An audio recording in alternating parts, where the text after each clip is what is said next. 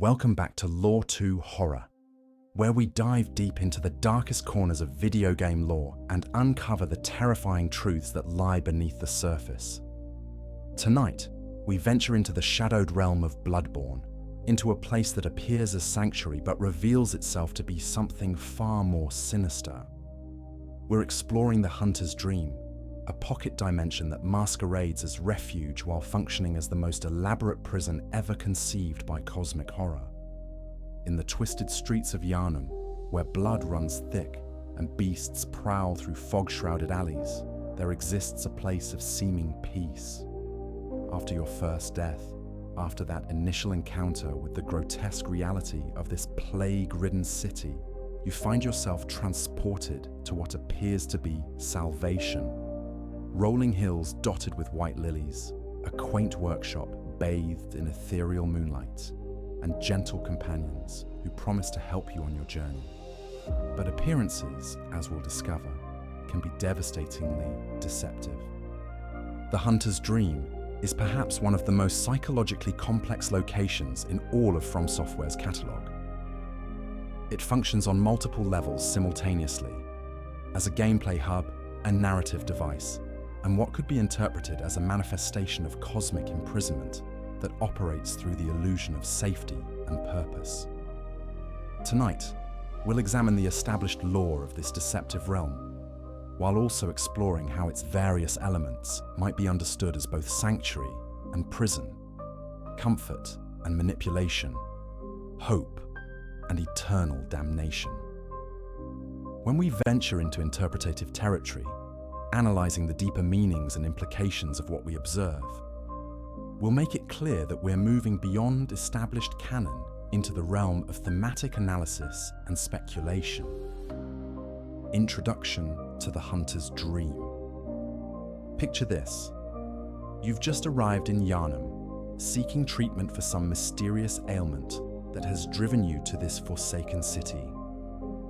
The Blood Minister, with his gaunt features and knowing smile, administers a transfusion of Gehrman's famed healing blood. But something goes wrong. As consciousness fades, you glimpse a massive beast rising from pools of crimson, its form wreathed in flames that seem to consume reality itself. Death comes swiftly, violently, and you should stay dead. But you don't. Instead, you awaken in a place that defies explanation.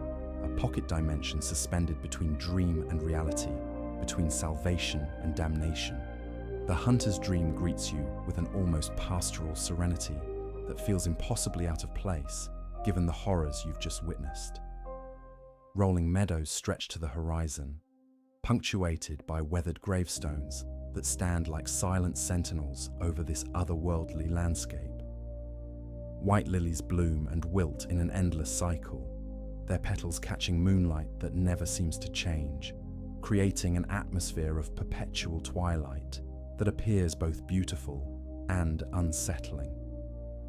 The first thing that strikes you about this realm is its size, or rather, its apparent boundlessness.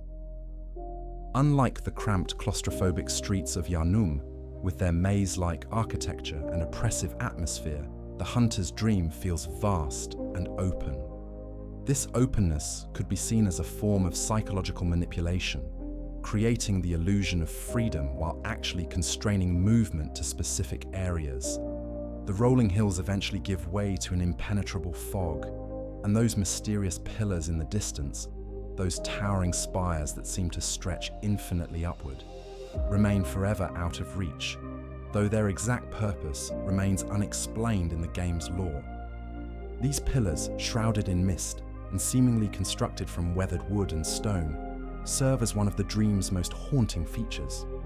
They rise from the fog like the masts of ghost ships lost in an ethereal sea, and their presence suggests that this realm extends far beyond what you can see or reach.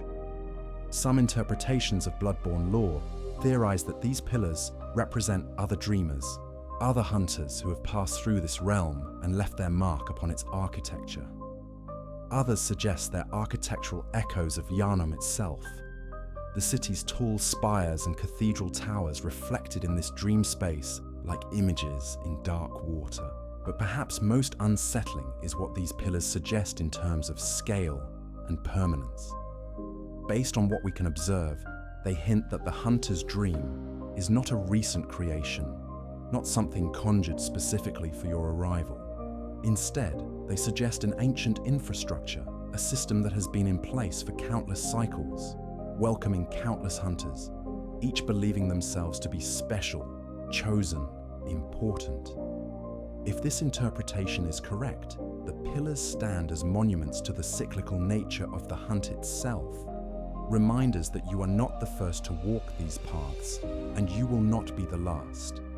The workshop itself serves as the heart of this realm, a faithful recreation of Gehrman's original workspace from the waking world. But even this familiar structure carries an air of wrongness, of details that don't quite align with reality. It's a place frozen in time, preserved in a state of eternal use despite the fact that its original owner has long since moved beyond the need for such mundane concerns as weapon maintenance and tool organization. Every chisel sits in its proper place. Every workbench bears the patina of constant use. Yet everything feels slightly off, as if you're viewing the workshop through a lens that subtly distorts perspective and meaning. The atmosphere of the hunter's dream is perhaps its most potent weapon against your psyche. It's designed to feel safe, welcoming even, with its soft lighting and gentle ambience. The sound design here is masterful in its restraint. No shrieking beasts or screaming winds, just the soft whisper of breeze through grass and the distant, almost subliminal sound of the workshop's mechanisms. It's the kind of place that should inspire relief after the horrors of Gehrman's streets. And initially, it does. But familiarity breeds a different kind of unease, a growing awareness that this safety is conditional, temporary, and ultimately illusory. The dream's most insidious aspect is how it normalizes the abnormal. Death loses its finality here, becoming merely a transition, a momentary inconvenience before you return to continue your task. This gift of resurrection should feel miraculous, liberating even. Instead, it becomes the mechanism of your enslavement. Each death, each return to the dream, reinforces your dependence on this place and its mysterious benefactors.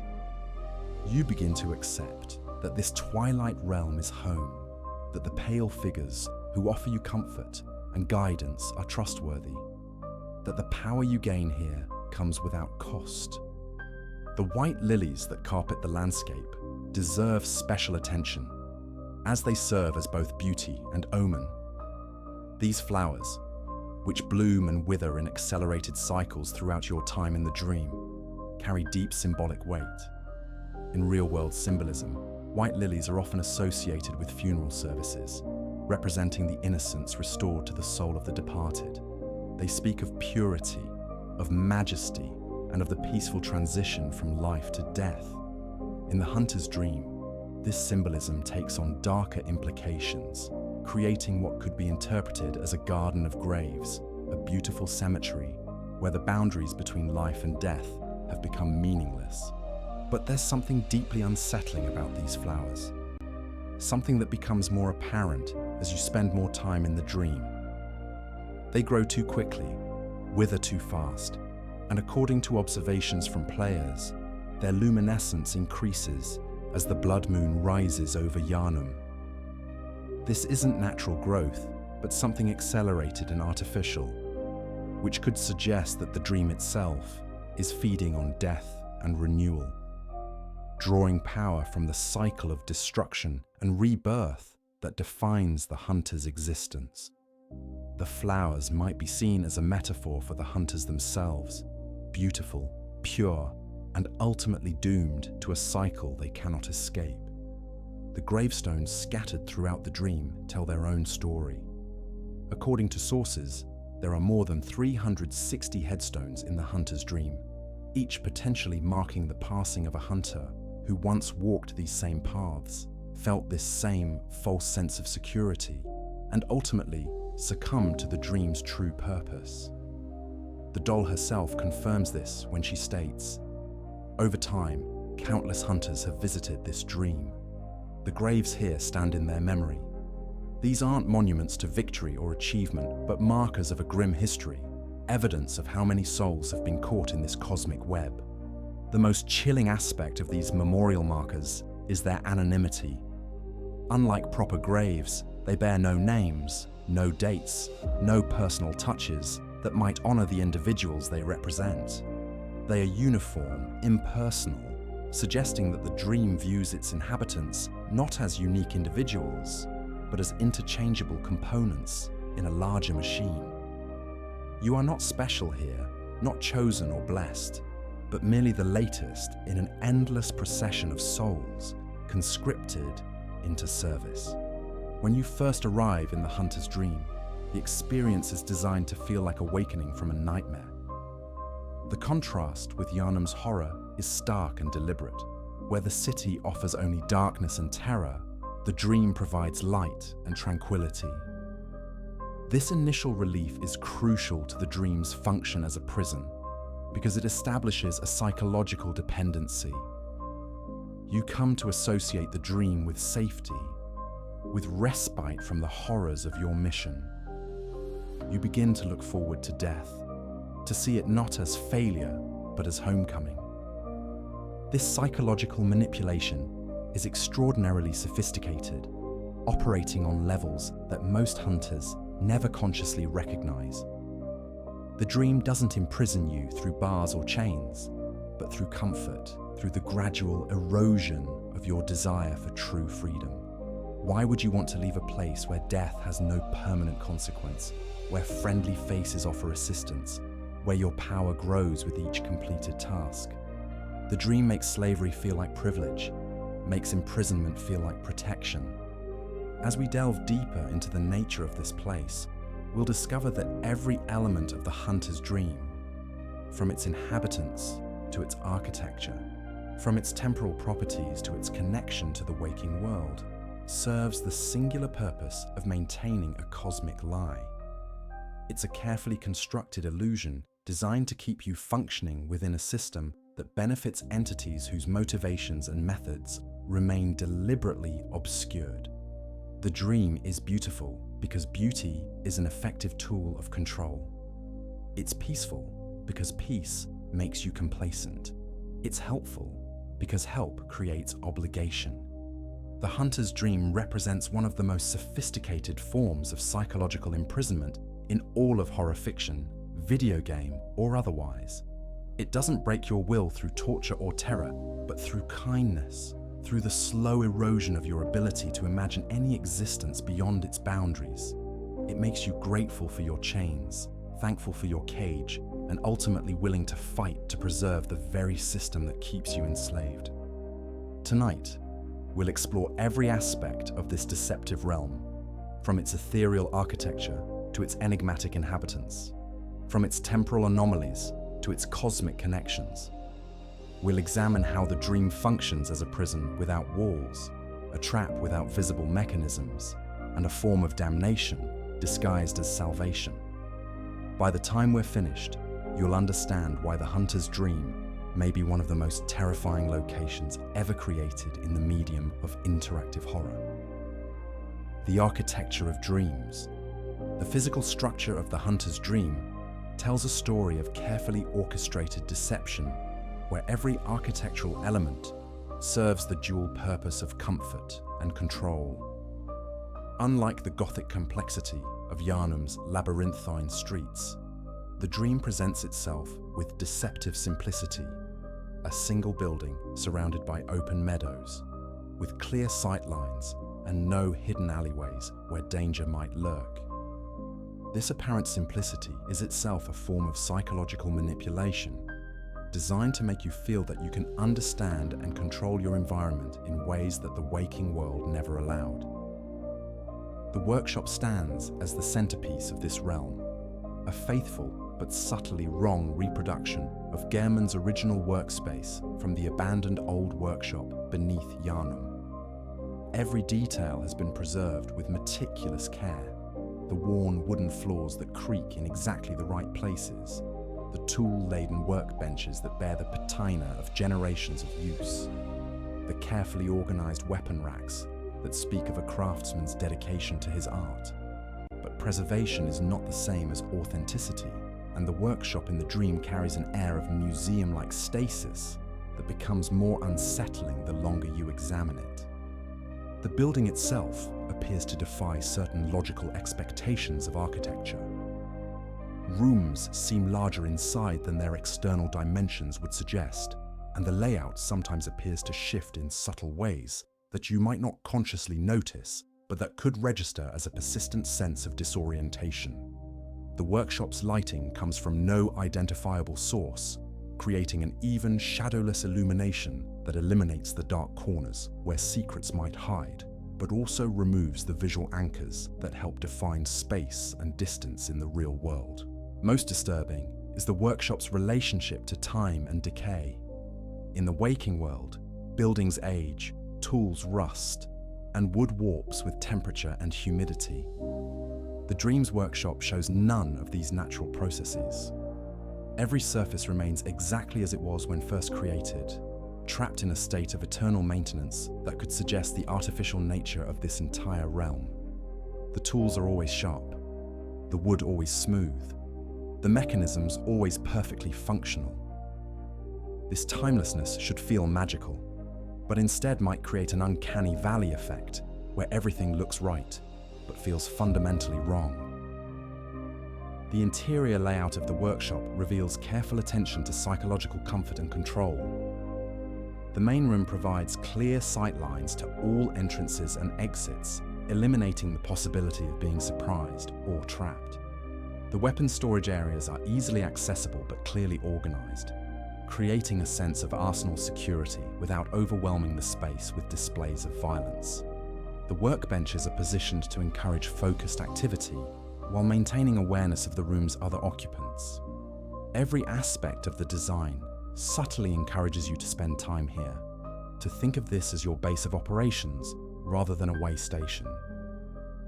The upper level of the workshop houses Gehrman's living quarters, though living may not be the appropriate term for what occurs here. These rooms are sparse but comfortable, containing the essential elements of domestic life without any personal touches that might reveal individual character or history. It's as if someone has created a template for human habitation rather than a genuine living space.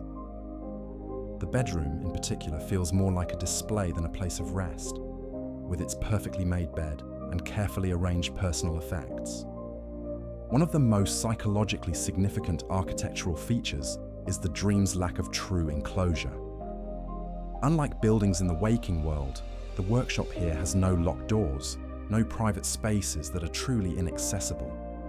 You can go anywhere, examine anything, but this freedom is itself a form of control.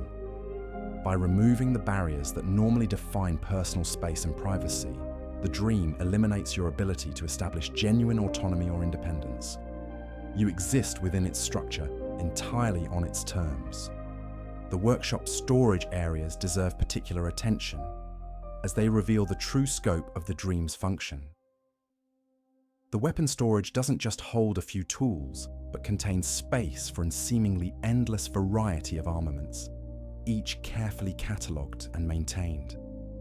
This suggests that the workshop has hosted many hunters over extended periods, accumulating arsenals that would take lifetimes to collect. The storage areas imply permanence and scale that contradicts the dream's presentation of itself as a temporary refuge. Perhaps most unsettling are the architectural elements that suggest surveillance without visible watchers. The workshop's windows are positioned to provide views of the entire dreamscape, but they also allow anyone or anything outside to observe activities within. The doorways are wider than necessary, creating sight lines that extend far beyond what practical function would require. The ceiling height is greater than needed for human comfort, creating acoustic properties that would carry sound farther than expected. These features could be explained as aesthetic choices, but their cumulative effect is to create a space where true privacy is impossible. The garden areas surrounding the workshop present their own architectural curiosities. The paths are too perfectly maintained, the flower beds too precisely arranged, the sightlines too carefully curated to be natural. This is landscaping as psychological architecture, designed to guide movement and attention in subtle but specific ways. The placement of gravestones creates natural gathering points and rest areas, but also ensures that you're never far from reminders of mortality and the hunters who came before you. The mysterious pillars that dominate the dream's horizon represent perhaps the most enigmatic architectural feature.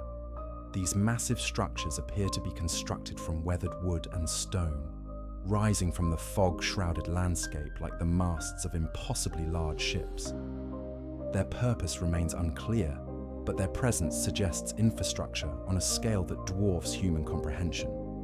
They could be anchor points for the dream's stability, monuments to forgotten hunters, or markers of some cosmic system of which the hunter's dream is merely one small component. What makes these pillars particularly disturbing is their apparent age and solidity, in contrast to the ethereal nature of the dream itself.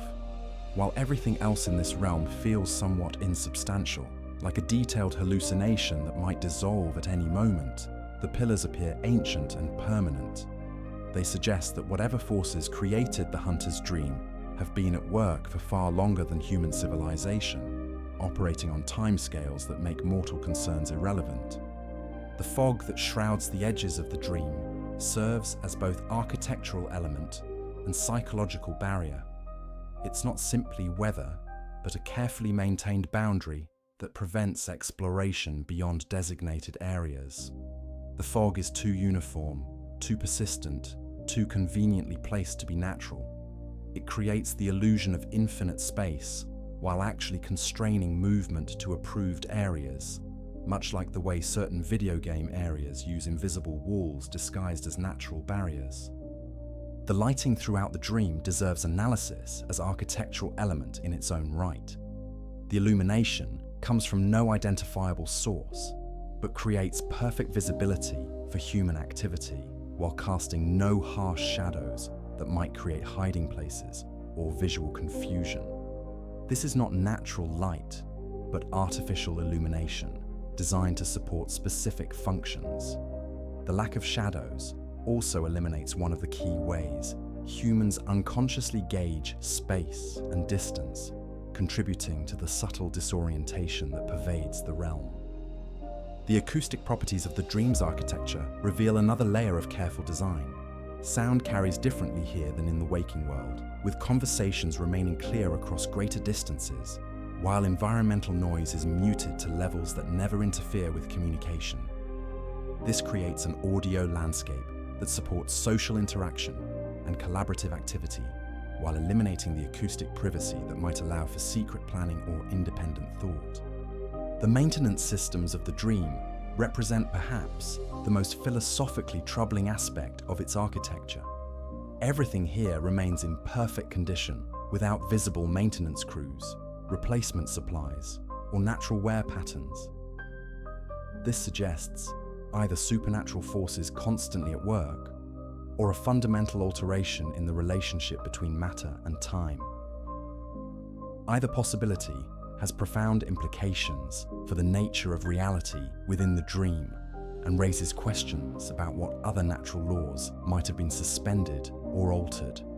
The architectural symbolism of the hunter's dream becomes clear when viewed in totality. This is not a building designed for human habitation, but a facility designed for human processing. Every element serves the function of keeping inhabitants comfortable, functional, and dependent, while preventing them from establishing the kind of permanent, independent existence that might threaten their usefulness to the system. Its architecture as gentle imprisonment, structure as psychological manipulation. The dream's design philosophy represents the evolution of control beyond crude physical restraint. Rather than containing inhabitants through force, it creates conditions where they don't want to leave, where the outside world seems threatening and uncomfortable in comparison. The architecture itself becomes a character in the story, a silent partner in the cosmic deception that transforms hunters into willing servants of forces they cannot understand or resist. This careful attention to architectural psychology reveals the sophistication of whatever intelligence created the hunter's dream. This is not the work of a mindless cosmic force, but of something that understands human psychology well enough to manipulate it through environmental design. The dream's architecture is predatory in the most elegant sense, creating a trap so comfortable that its victims help maintain their own imprisonment. Gehrman the First Hunter. In the heart of the hunter's dream, bound to a wheelchair by circumstances both physical and metaphysical, sits one of the most tragic figures in all of cosmic horror. Gehrman, the First Hunter, presents himself as mentor and guide, offering wisdom and assistance to the newly arrived hunters who stumble into his domain. But beneath his grandfatherly demeanor and helpful advice lies a story of cosmic manipulation, eternal imprisonment, and the slow erosion of human agency in the face of powers beyond mortal comprehension. Gehrman's history begins in the waking world, in an age when the scourge of beasts first began to plague the streets of Yharnam.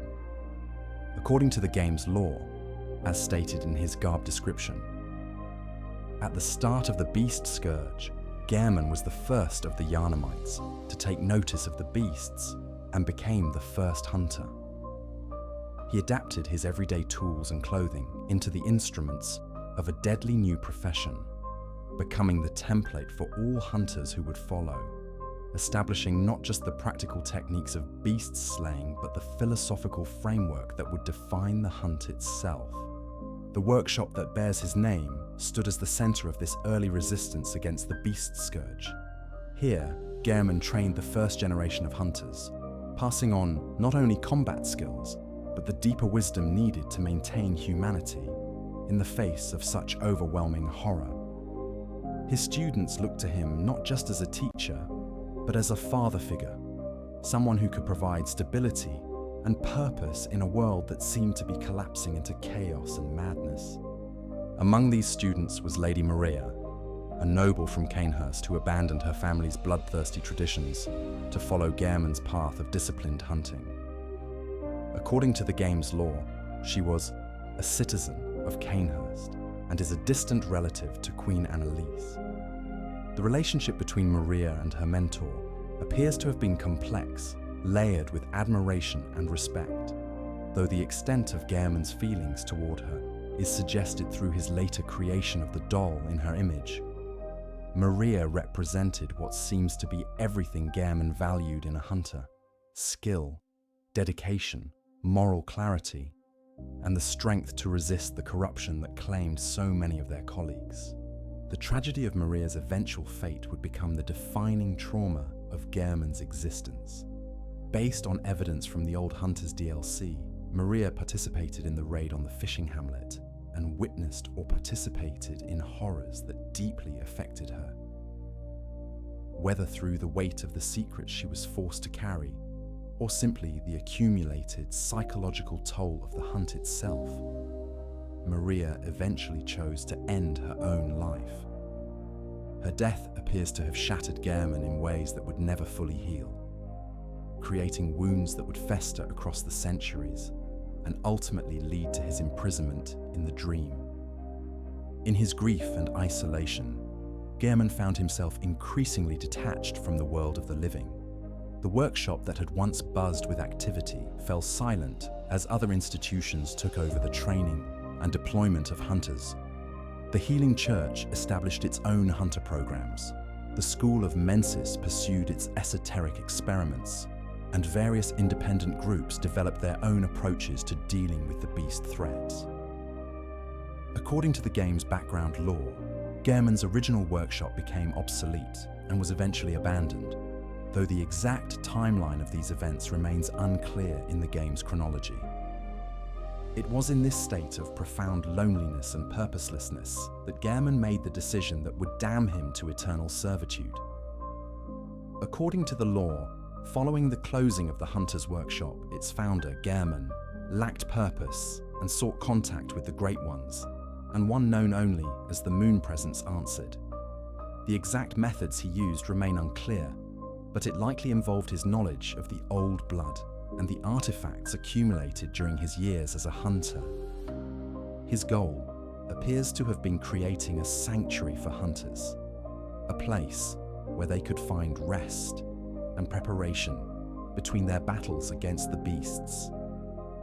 However, his deeper motivation seems to have been more personal and desperate, seeking to recreate the sense of purpose and community he had lost with Maria's death and the abandonment of his workshop. The entity that answered Gehrman's call was the moon presence, a great one whose motivations and methods remain largely opaque, but whose interest in human affairs appears to center on the elimination of other great ones. The moon presence granted Gehrman's request, but in a manner that transformed his noble intention into a cosmic trap. The hunter's dream was created as a faithful reproduction of Gehrman's abandoned workshop, but it existed outside normal space and time, accessible only to those who had been marked by specific rituals involving old blood and cosmic contracts. The price of this gift became apparent only gradually.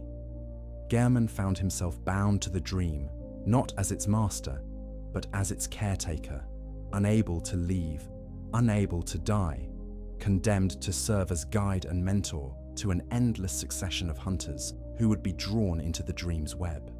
His physical form was preserved but limited, his legs becoming useless, his body aging but never failing completely. He retained his memories and personality, but lost his agency, becoming a puppet in service to the moon presence's larger agenda. The role Gehrman plays for new hunters is carefully scripted to maximize their compliance and dependence. He presents himself as a wise elder, someone who has walked the path they are now beginning and can offer valuable guidance and support. His advice is genuine and helpful.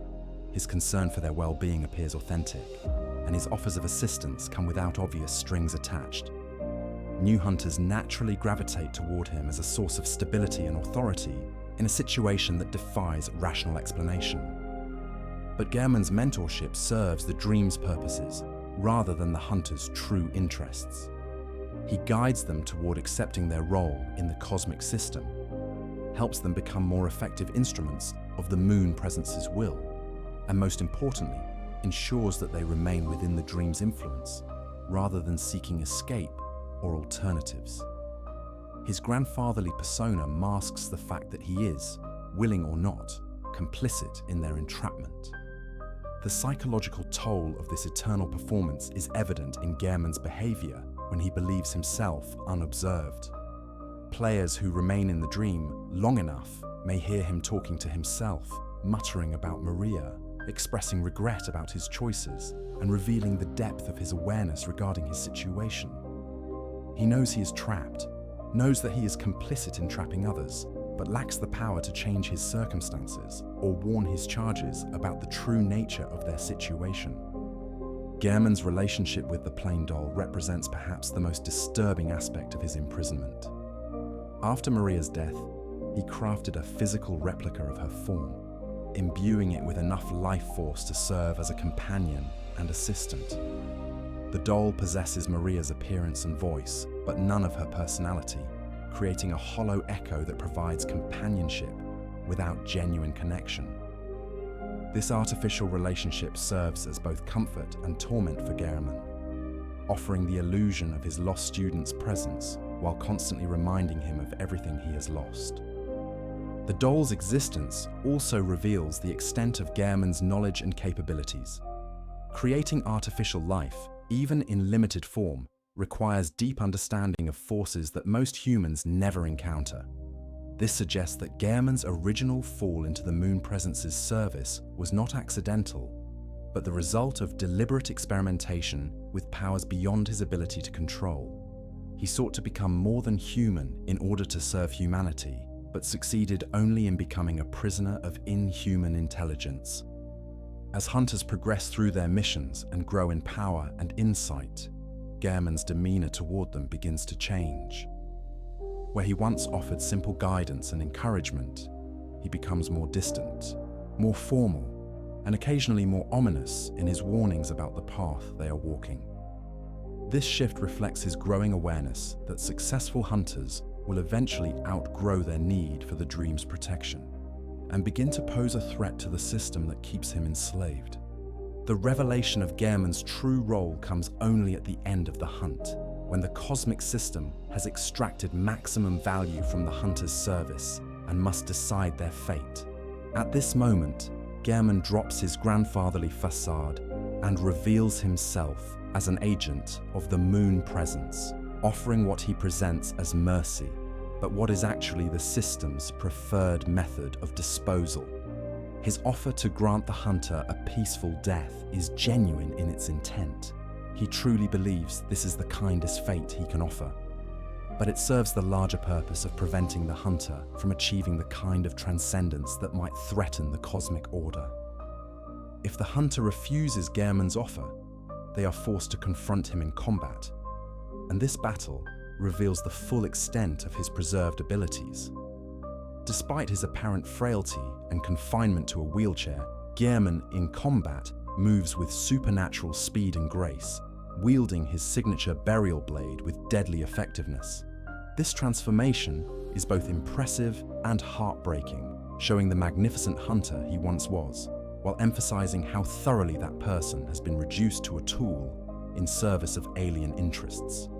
Gehrman's boss battle represents one of the most emotionally complex confrontations in gaming, as you are forced to fight someone who is simultaneously opponent and victim, enemy and fellow prisoner. His attacks are relentless and skilled, but his dialogue reveals the pain and resignation of someone who has been forced into this role against his will. He fights not out of malice, but out of obligation, seeking to fulfill his function as guardian of the dream, even as he recognizes the injustice of the system he serves. The music that accompanies this confrontation, a haunting, melancholic composition that builds from sorrow to tragic grandeur, perfectly captures the emotional complexity of the situation. This is not triumphant boss music, but a funeral dirge, a lament for two souls caught in a cosmic tragedy that neither created nor can escape. The battle represents not victory over an enemy, but the mercy killing of a fellow victim. Gehrman's fate at the end of the game varies, depending on the hunter's choices and level of cosmic awareness. But in all scenarios, his story is one of unending service to powers that view him as a useful tool, rather than a person deserving of consideration or mercy. Whether he achieves the peace of death or is replaced by another prisoner, his centuries of suffering serve as a warning about the price of seeking power through contact with forces beyond human understanding. The character of Gehrman embodies one of Lovecraftian horror's most persistent themes: the idea that good intentions and noble goals can lead to damnation when they involve contact with cosmic forces that operate by rules incomprehensible to human morality. He represents the tragic figure of the mentor who becomes the monster, the protector who becomes the captor, the teacher whose lessons serve purposes he neither intended nor approves of, but cannot prevent or escape. The plain doll, artificial life and love. Among the inhabitants of the hunter's dream, none embodies the realm's deceptive nature more perfectly than the plain doll, an artificial being whose gentle demeanor and helpful presence mask a deeply disturbing origin story and function within the cosmic machinery that drives the dream itself. To newly arrived hunters, she appears as a beacon of kindness in a world gone mad, offering assistance without judgment and providing the mechanical means by which they can grow stronger and more capable. But beneath her serene exterior lies one of the most sophisticated forms of emotional manipulation ever conceived by inhuman intelligence. The doll's physical form is a masterpiece of craftsmanship, created by Gehrman during his period of grief following Lady Maria's death. According to the game's lore, the doll was tenderly made by Gehrman as a means to keep him company and to also serve the many hunters that would come to the hunter's dream. The doll is based on a student which Gehrman held affections to, Lady Maria, Every detail of her appearance has been carefully crafted to replicate Maria's distinctive features. Her height, her facial structure, her elegant bearing, even the specific style of her hair ornaments and clothing. But this is not mere reproduction. It represents a psychological reconstruction designed to provide comfort to a mourning creator while serving larger purposes that extend far beyond Gehrman's personal needs. The artistry involved in the doll's creation reveals the depth of Gehrman's skills as a craftsman and his understanding of forces that most humans never encounter.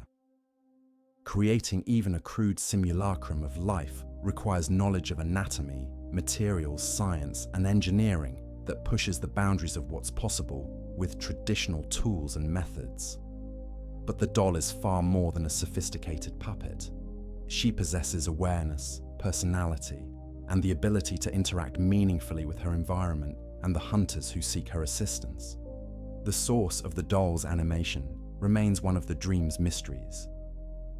While she appears lifeless when first encountered, requiring the hunter to gain at least one point of insight before she awakens to consciousness, this awakening reveals capabilities that suggest deep integration with the forces that power the dream itself. Her ability to channel blood echoes into increases in hunter capabilities, her knowledge of events occurring throughout Yharnam, and her apparent immortality all point to connections that transcend normal physical existence. The doll's voice carries the same Slavic accent as Lady Maria, performed by voice actress Iveta Muradasilova, who voiced both characters. This attention to detail adds another layer of authenticity to her recreation of Gehrman's lost student. However, careful observation reveals subtle differences that become more apparent with repeated interactions.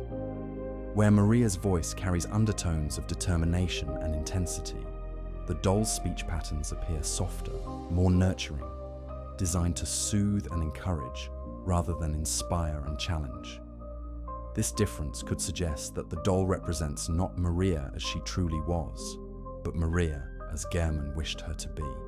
Gentler, more compliant, eternally available for comfort and support. The psychological function of the doll within the dream's ecosystem is extraordinarily sophisticated. She serves as an emotional anchor for hunters who find themselves in a situation that defies rational explanation, providing a consistent presence that suggests normalcy and care in an environment that is anything but normal. Her willingness to help without question, her gentle manner, and her apparent concern for hunter welfare create a sense of being cared for that makes the dream feel like sanctuary rather than prison. But the doll's helpfulness serves purposes beyond simple emotional support. Her primary mechanical function, converting blood echoes into increased hunter capabilities, creates a direct link between violence and personal growth that shapes hunter psychology in profound ways. Through her, killing becomes not just survival necessity, but personal advancement, creating an addictive cycle where hunters seek out increasingly dangerous prey, not just to complete their missions, but to experience the satisfaction of growth and improvement. The ritual nature of this interaction cannot be overlooked. Hunters must approach the doll, engage in respectful dialogue, and receive her blessing before their accumulated experiences translate into increased abilities. This ceremony creates psychological dependency, training hunters to view the doll as essential to their continued development and success. Without her intervention, their struggles and sacrifices remain unrewarded, their growth stunted, their power limited. The doll's apparent emotions add another layer of complexity to her character and function. She expresses what appears to be genuine affection for the hunters she serves, concern for their well-being, and sorrow at their struggles and losses. When presented with Maria's hair ornament, she sheds what appear to be tears, suggesting emotional responses that go beyond mere programmed responses. But these displays of emotion, authentic as they seem, serve the dream's purposes by creating emotional bonds that increase hunter investment in the dream and its inhabitants. Her physical properties reveal the artificial nature that her gentle manner conceals. Unlike living beings, The doll's blood runs white rather than red, clearly marking her as fundamentally different from natural life. Her movements, while graceful, carry a subtle mechanical quality that becomes more apparent during extended observation. She never seems to tire, never needs rest or sustenance, never shows signs of the physical wear that affects even the most hardy hunters.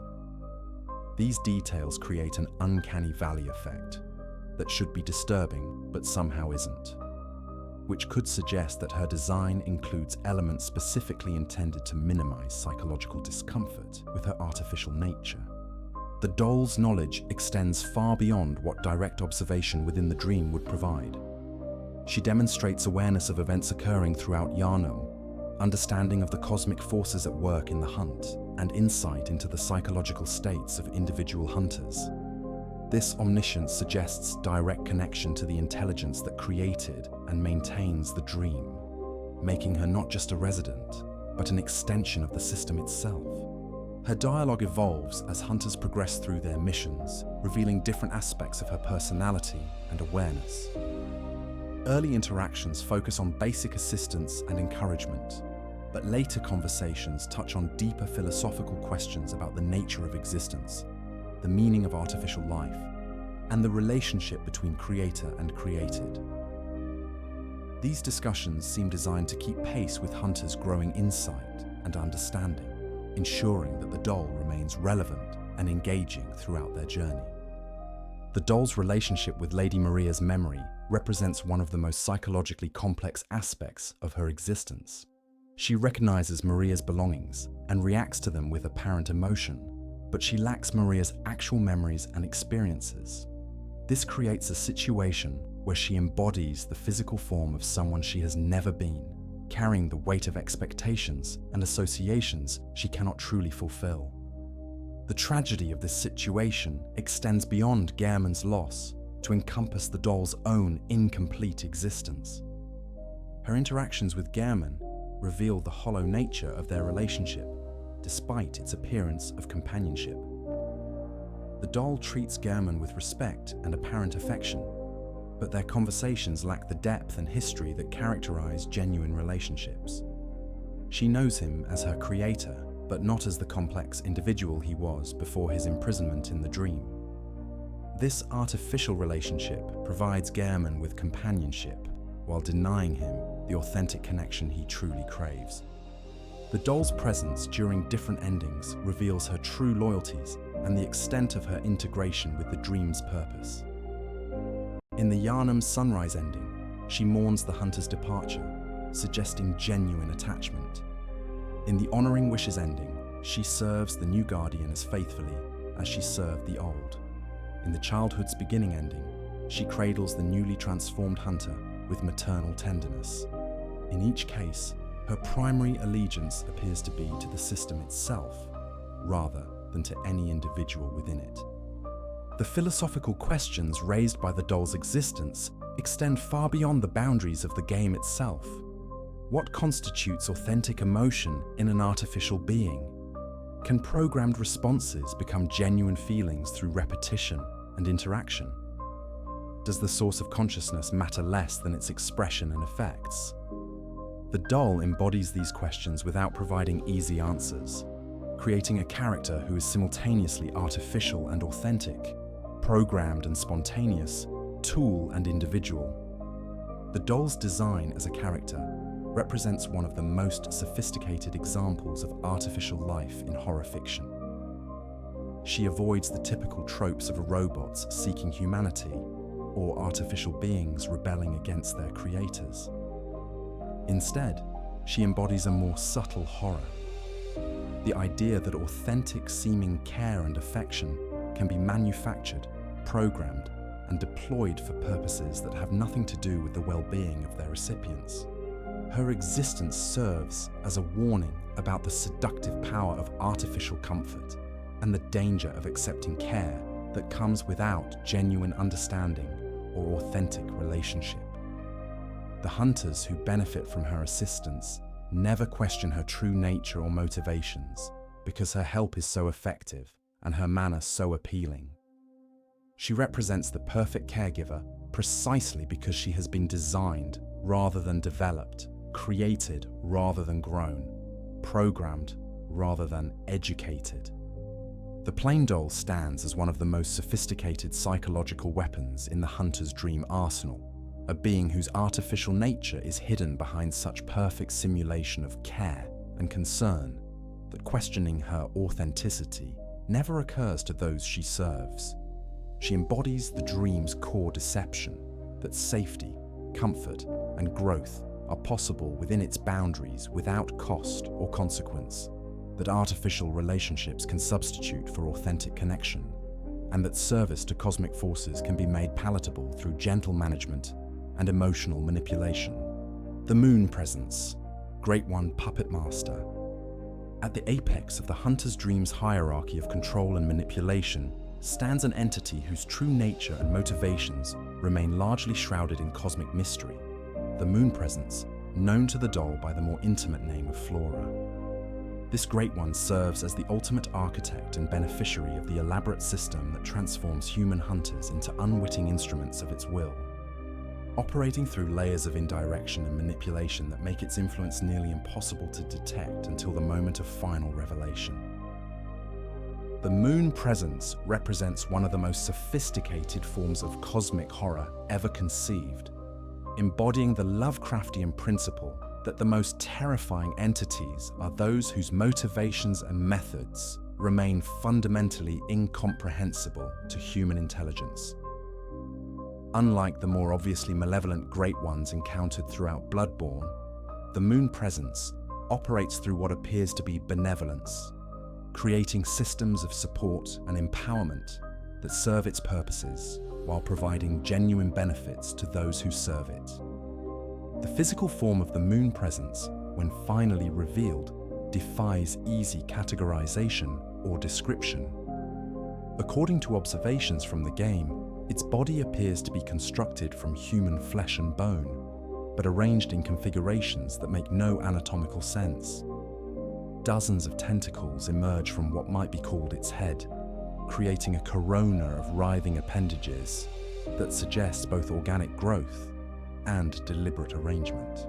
Its torso resembles an enormous human spine and ribcage, but scaled to proportions that dwarf any earthly creature. Most disturbing is its face, or rather, the absence of one, replaced by a void that suggests infinite depth and unknowable consciousness. This physical form embodies one of the most unsettling aspects of cosmic horror, the idea that entities of sufficient power and alienness might construct their bodies from familiar materials in ways that create uncanny and disturbing results. The Moon Presence's use of human-like components suggests either a connection to humanity that predates recorded history, or a tendency to adopt characteristics of species it manipulates, like a cosmic parasite that takes on aspects of its hosts. The Moon Presence's relationship with the hunter's dream reveals the true sophistication of its approach to control and manipulation. Rather than ruling through direct domination or obvious coercion, it creates a system that appears to serve hunter interests while actually serving its own. The dream provides genuine benefits: resurrection after death, a safe space for preparation and reflection, access to powerful weapons and tools, assistance from helpful entities. These benefits are real and valuable, making it easy for hunters to convince themselves that they are partners in a beneficial relationship, rather than tools in a cosmic agenda. The entity's ability to create and maintain the dream demonstrates powers that operate beyond normal physical laws. The realm exists outside conventional space and time, accessible only through specific ritualistic conditions, maintained in perfect stasis despite centuries or millennia of use, and capable of supporting complex operations that include resurrection of the dead, transmission of consciousness across dimensional boundaries, and manipulation of fundamental forces like growth, healing, and empowerment. The Moon Presence's recruitment methods reveal a deep understanding of human psychology and motivation. It doesn't simply kidnap victims or force compliance through terror. Instead, it identifies individuals who are already seeking something: a cure for disease, power to protect others, meaning in a chaotic world, purpose in the face of existential crisis. The Blood Minister's operations in Yharnam serve as a filtering system, identifying people whose desperation or ambition makes them suitable candidates for conscription into the cosmic system. The contracts signed by prospective hunters appear to be legally binding documents that establish terms of service, but their true function is to create mystical connections that allow the moon presence to monitor, influence, and ultimately control those who sign them. The reference to pale blood in these contracts suggests that successful candidates possess specific bloodline characteristics that make them valuable to the entity's purposes, though the exact nature of these characteristics remains deliberately obscured. The moon presence's relationship with other Great Ones reveals aspects of cosmic politics and competition that remain largely hidden from human observation. Evidence from the game suggests that it actively works to eliminate other Great Ones, using hunters as instruments in conflicts that operate on scales and timelines that make human concerns irrelevant. A note found in the lecture building states, "The nameless moon presence beckoned by Lawrence and his associates." Pale blood, another note suggests, "Behold, a pale blood sky." This could imply that the hunt itself serves purposes beyond protecting humanity from the beast scourge. It might represent the moon presence's campaign against cosmic rivals who threaten its interests or territory. This instrumentalization of human agents in cosmic conflicts represents one of the most disturbing aspects of the moon presence's operations. Hunters believe they are fighting to protect their species and restore order to their world, but they are actually serving as expendable soldiers in wars between entities whose existence predates human civilization and whose outcomes will shape reality in ways that human intelligence cannot comprehend or influence. The entity's reproductive strategies reveal another layer of its manipulation and long-term planning. Like other Great Ones, the moon presence appears to have lost its natural offspring and seeks surrogate children to replace them. The entire hunter system may be designed to identify, test, and prepare candidates who might be suitable for transformation into cosmic progeny. This process involves not just physical transformation, but psychological conditioning that breaks down human identity and rebuilds it according to inhuman specifications. The moon presence's patience and long-term thinking distinguish it from more immediately dangerous entities. It doesn't seek quick victories or immediate gratification, but builds systems that operate across centuries or millennia, creating institutional structures that outlast individual human lives and continue serving its purposes regardless of changes in human society or culture. The Healing Church, the Hunter Workshops, and various other organizations may all be components in a vast machine designed to produce specific outcomes on cosmic timescales. The entity's intelligence and adaptability become apparent in its ability to respond to changing circumstances and unexpected developments. When hunters begin to gain insight that might threaten the system, it adjusts their experiences and the information available to them. When external threats arise, it modifies hunter missions and priorities to address them. When individual hunters show signs of independence or rebellion, it deploys countermeasures that range from gentle correction to permanent elimination. The moon presence's ultimate revelation, as the final boss of one possible ending, represents the culmination of the game's exploration of cosmic horror themes. At the moment when hunters believe they have achieved victory and transcendence, they discover that their entire journey has been orchestrated by an entity whose purposes they never understood and whose power they never adequately assessed. The revelation that their guide and protector is actually their captor and manipulator recontextualizes every previous interaction and accomplishment. The battle with the moon presence serves as both climactic confrontation and philosophical statement about the relationship between human agency and cosmic determinism. The entity's attacks are not random or straightforward, but appear designed to test specific aspects of hunter development. Their resistance to psychic manipulation, their ability to maintain identity under pressure, their capacity for independent action when faced with overwhelming force. This suggests that even in direct confrontation, the moon presence continues to evaluate and categorize its opponents. The entity's response to hunters who have consumed 3/3 of umbilical cord reveals the extent of its knowledge and the sophistication of its contingency planning. Rather than being surprised by hunter resistance to its influence, it immediately recognizes the threat and adjusts its approach accordingly. This suggests that the possibility of hunter transcendence was anticipated and planned for, making even apparent rebellion potentially part of the larger system. The moon presence's ultimate defeat in the childhood's beginning-ending raises complex questions about the nature of cosmic power and the possibility of human transcendence.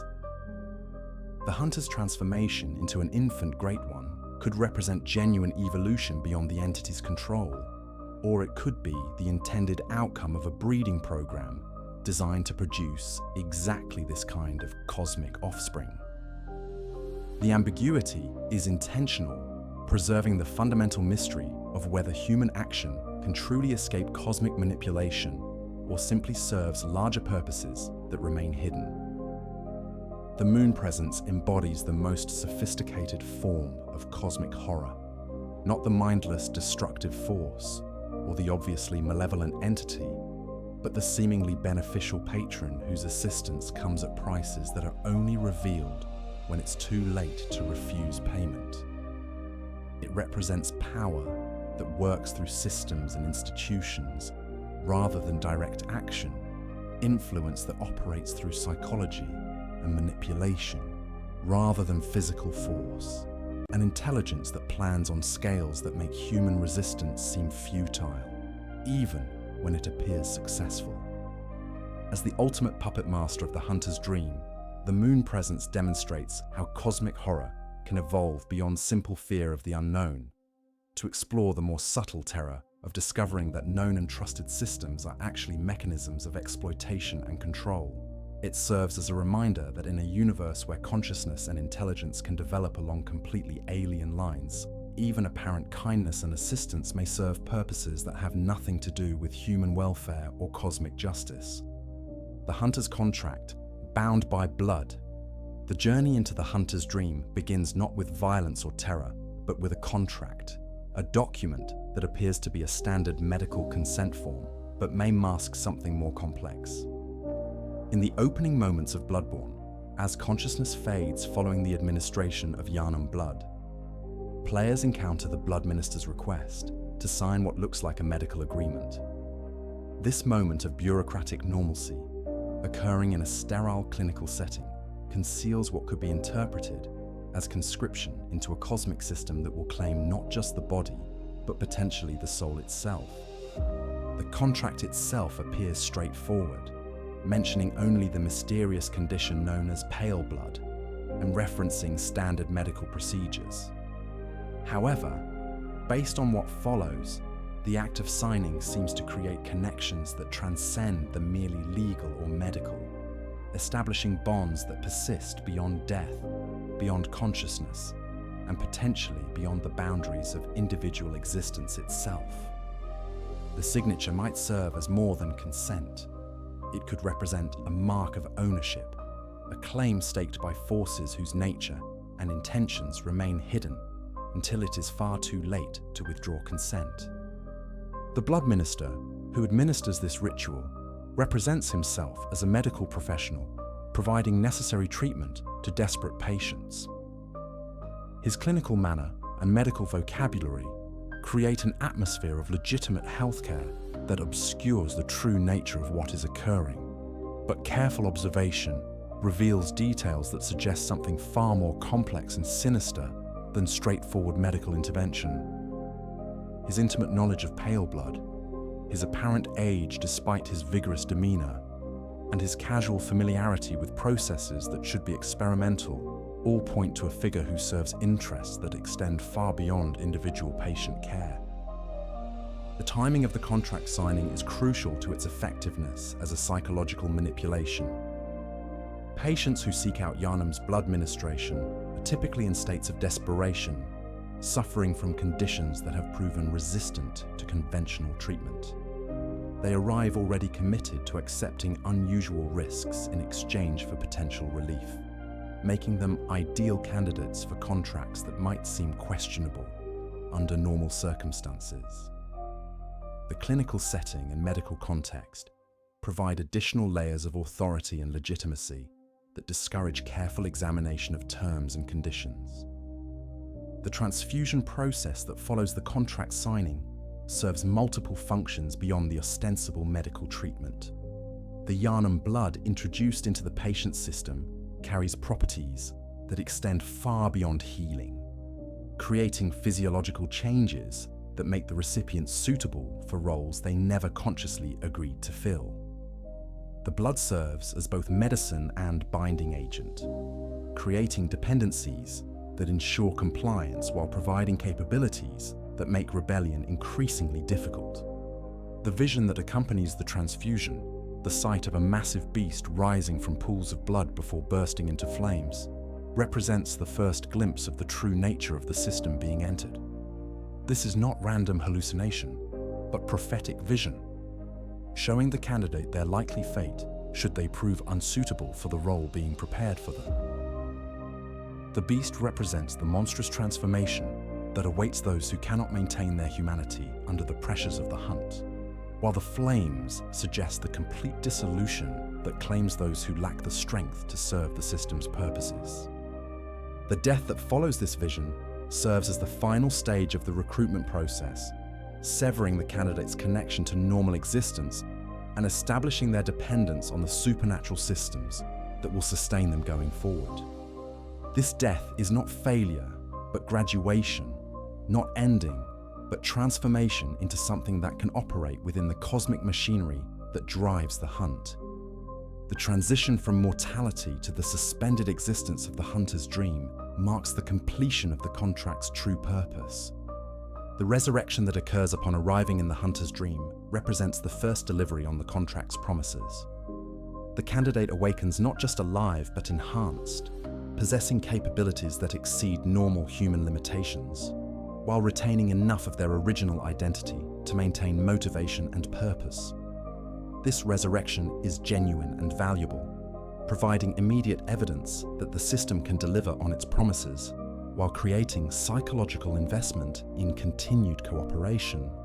But the terms of this resurrection reveal the true nature of the bondage that has been accepted.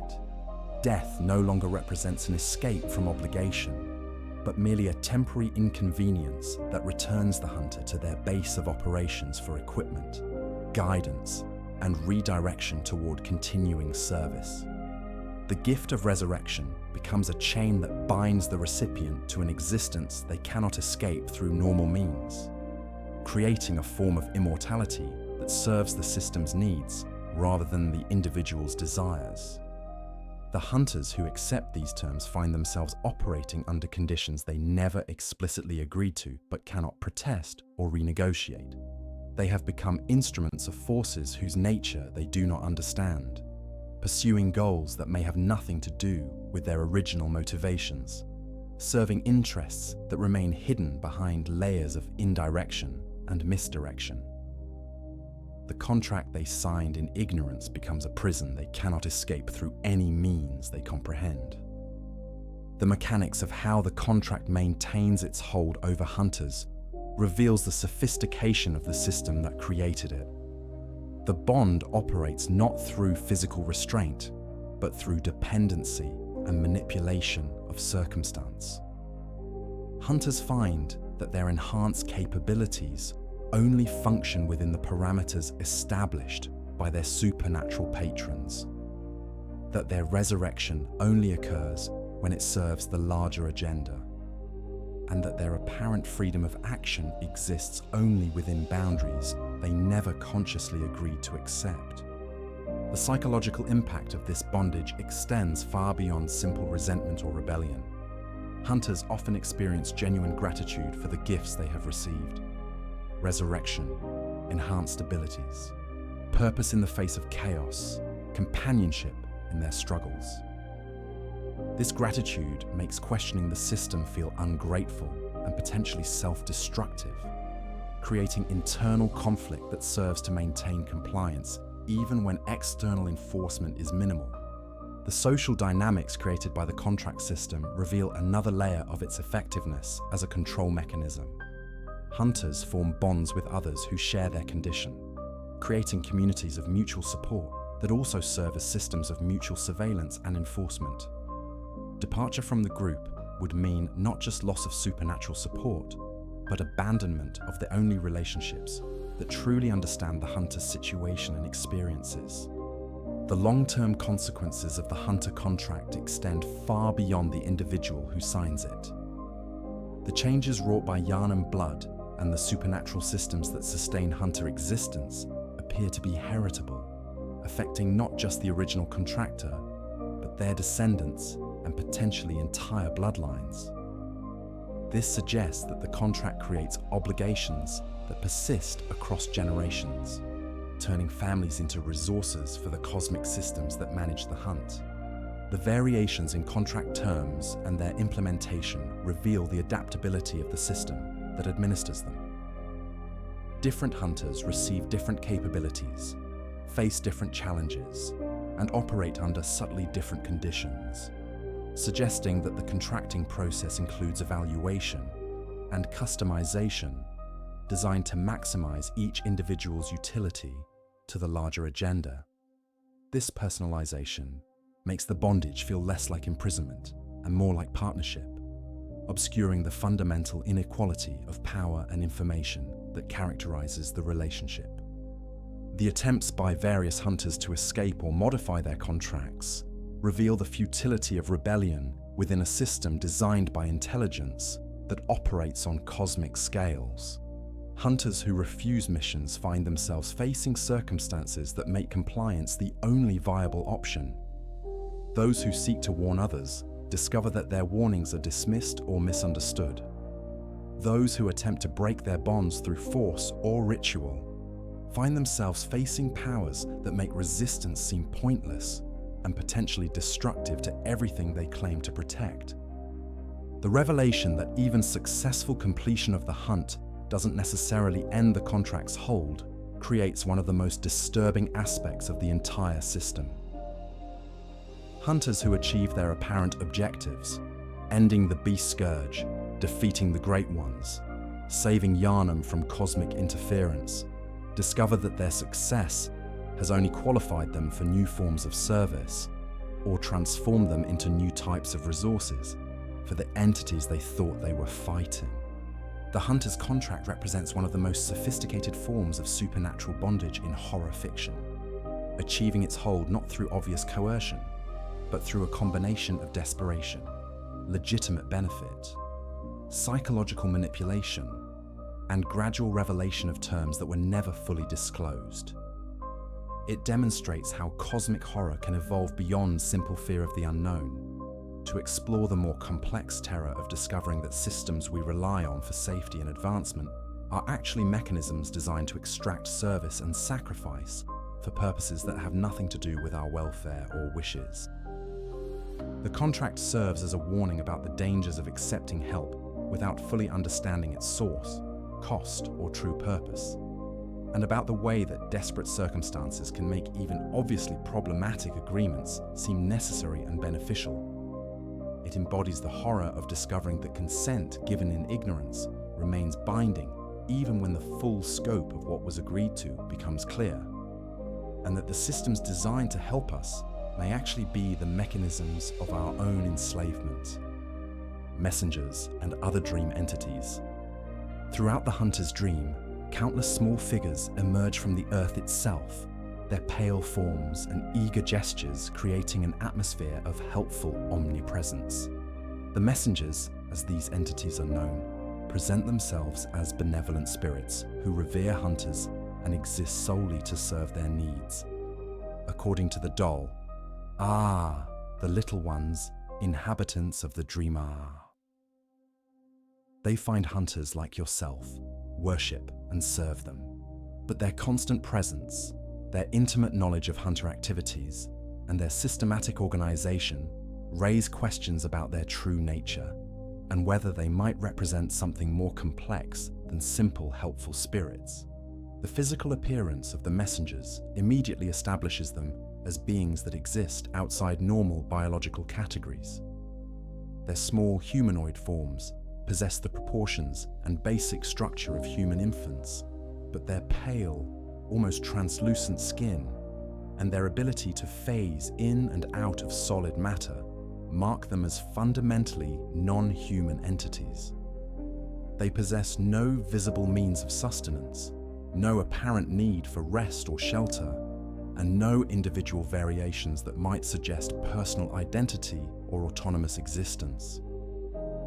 Most disturbing is their apparent eyelessness in many manifestations, with smooth skin where eyes should be, suggesting that their perception operates through means that transcend normal sensory apparatus. When they do possess eyes, these organs are often white or clouded, creating an uncanny effect that makes their gaze both penetrating and unknowable. Their expressions, when they can be said to have expressions at all, remain consistently eager and servile, never showing signs of independent thought or personal motivation. The messenger's omnipresence throughout both the hunter's dream and the nightmare realms connected to it reveals the scope of the surveillance network they represent.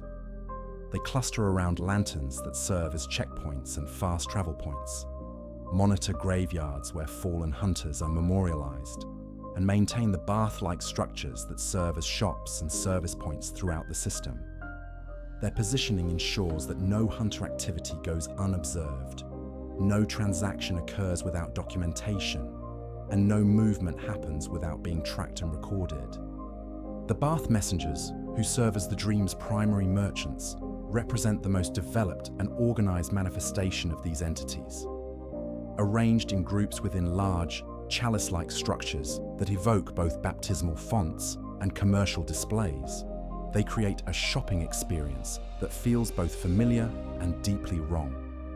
Their inventory appears to expand automatically as hunters complete various tasks and achieve certain milestones, suggesting direct connection to information networks that monitor hunter activities across all realms of existence.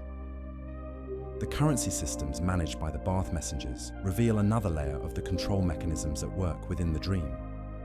Blood echoes, the primary currency, literally represent the life force extracted from defeated enemies, creating a direct connection between violence and purchasing power that incentivizes continued combat and escalating aggression. Insight, the secondary currency, represents accumulated knowledge and understanding of cosmic truth, but its use as a trading medium suggests that even enlightenment serves primarily economic functions within the dream's systems. The items offered for sale by the Bath Messengers reveal intimate knowledge of hunter needs and preferences that should be impossible for entities that claim no direct experience of hunting. They stock exactly the right consumables for upcoming challenges, offer weapons that complement developing combat styles, and provide equipment that addresses specific weaknesses or enhances particular strengths. This suggests either precognitive abilities or access to information networks that track and analyze hunter behavior in extraordinary detail. The messenger's apparent worship of hunters creates one of the most psychologically complex aspects of their function within the dream. They approach hunters with gestures of reverence and submission, offering their services with apparent eagerness and gratitude for the opportunity to assist. This worship creates a power dynamic that flatters hunter egos while concealing the true nature of the relationship. Hunters are not masters being served by willing subordinates, but resources being managed by specialized components of a larger system. The gift-giving behavior of the messengers reveals another layer of their function as psychological manipulation tools. They regularly present hunters with useful items, decorative accessories, and transformation tools that serve no apparent practical purpose, but create feelings of being appreciated and cared for. These gifts arrive at moments when hunter morale might be flagging, or when commitment to the hunt might be wavering, suggesting sophisticated understanding of human psychology and motivation. The messenger's gift item, which allows hunters to temporarily transform into messenger form, represents one of the most disturbing aspects of their nature. This transformation is described as an illusion, a parlor trick with no lasting effects. But the fact that it's possible at all suggests deep connections between hunter and messenger essence that raise questions about the ultimate fate of hunters who serve the system long enough. The transformation's fragility, any large movement breaks the spell, implies that maintaining human form requires constant effort and attention. The decorative accessories that messengers wear and offer to hunters reveal their function as emotional manipulation tools, disguised as expressions of personality or preference. These items, ribbons, urns, bandages, and other ornaments, serve no practical purpose, but create the illusion of individual choice and self-expression within a system that actually offers no genuine autonomy. The accessories' origins often tie to tragedy and loss, such as ribbons made from victims' blood or bandages that imitate disease symptoms, suggesting that even apparent frivolity serves to normalize and commodify suffering. The presence of messengers throughout the Chalice dungeons reveals the extent of their integration into systems that predate the hunter's dream by vast periods of time. These underground networks, built by ancient Thumerian civilizations, contain messenger bath stations that suggest the entity's connection to cosmic forces extends far beyond current hunter operations. This implies that the messengers are components in a control system that has been operating across multiple civilizations and time periods, adapting to serve whatever intelligence currently manages their functions. The relationship between messengers and other supernatural entities within the dream reveals hierarchical structures that hunters are never explicitly told about, but that become apparent through careful observation.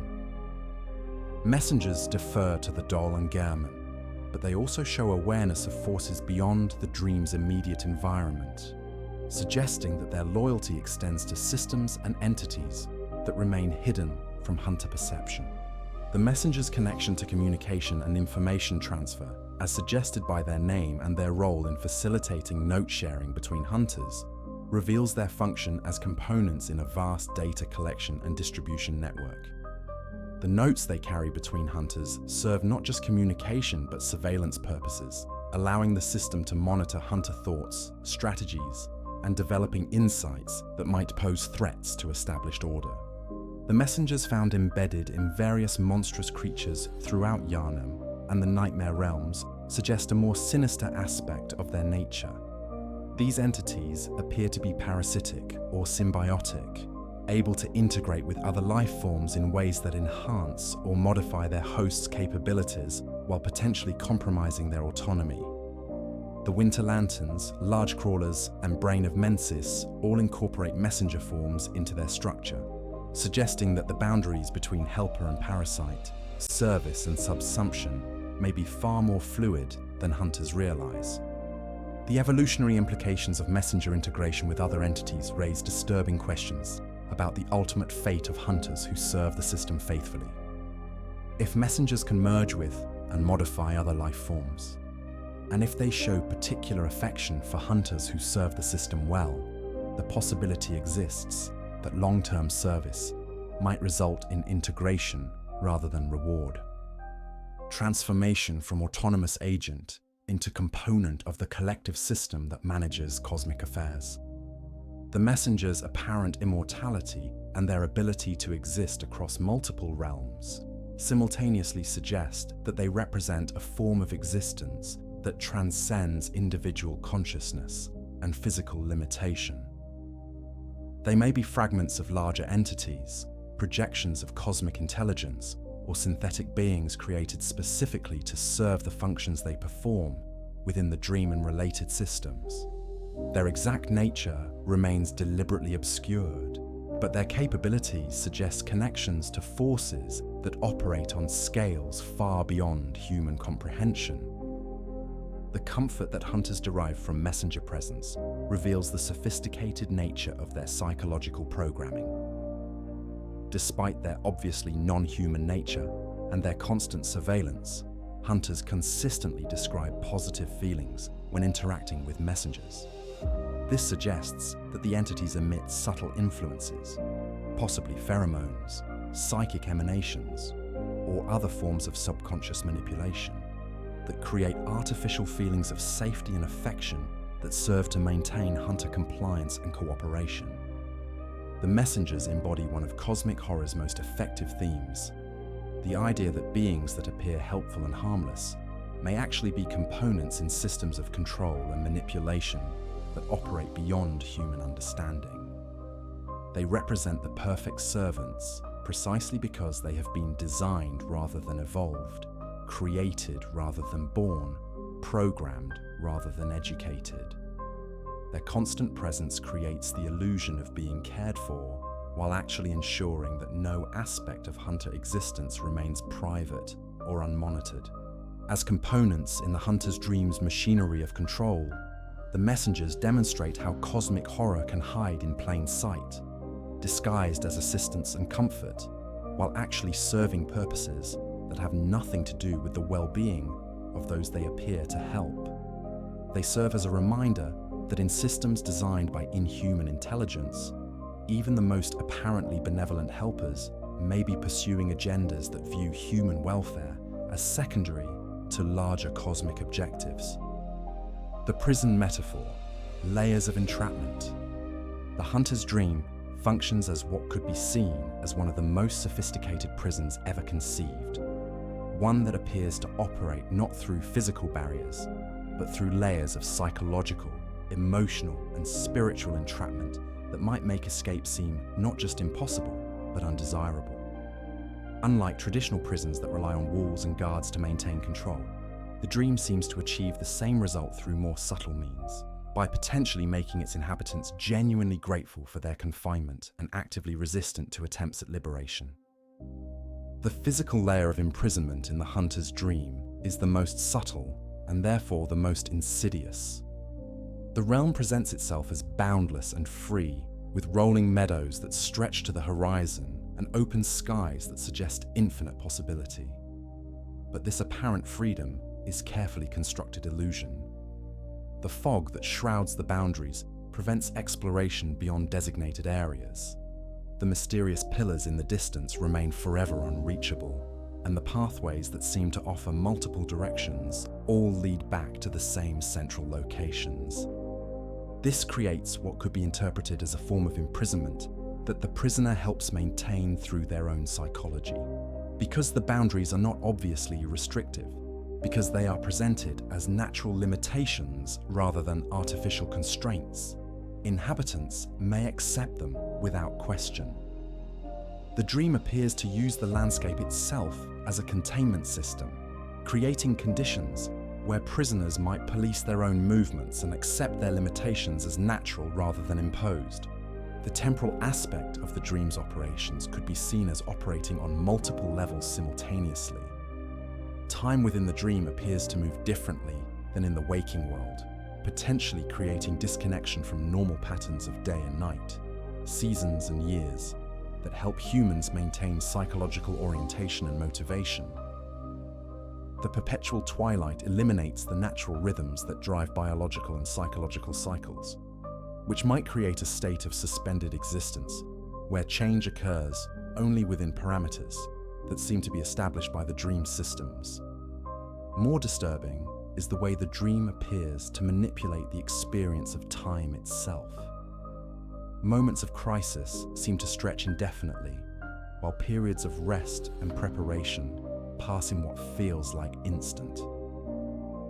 This could create a psychological state where hunters exist in permanent anticipation of the next challenge, never fully relaxing or developing the kind of long-term perspective that might lead to questioning their circumstances or seeking alternatives to their current existence.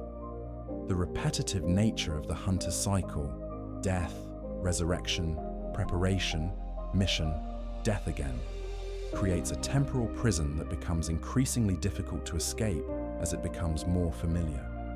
Each cycle reinforces the patterns of the previous ones, creating psychological grooves that make deviation from established routines feel dangerous and counterproductive.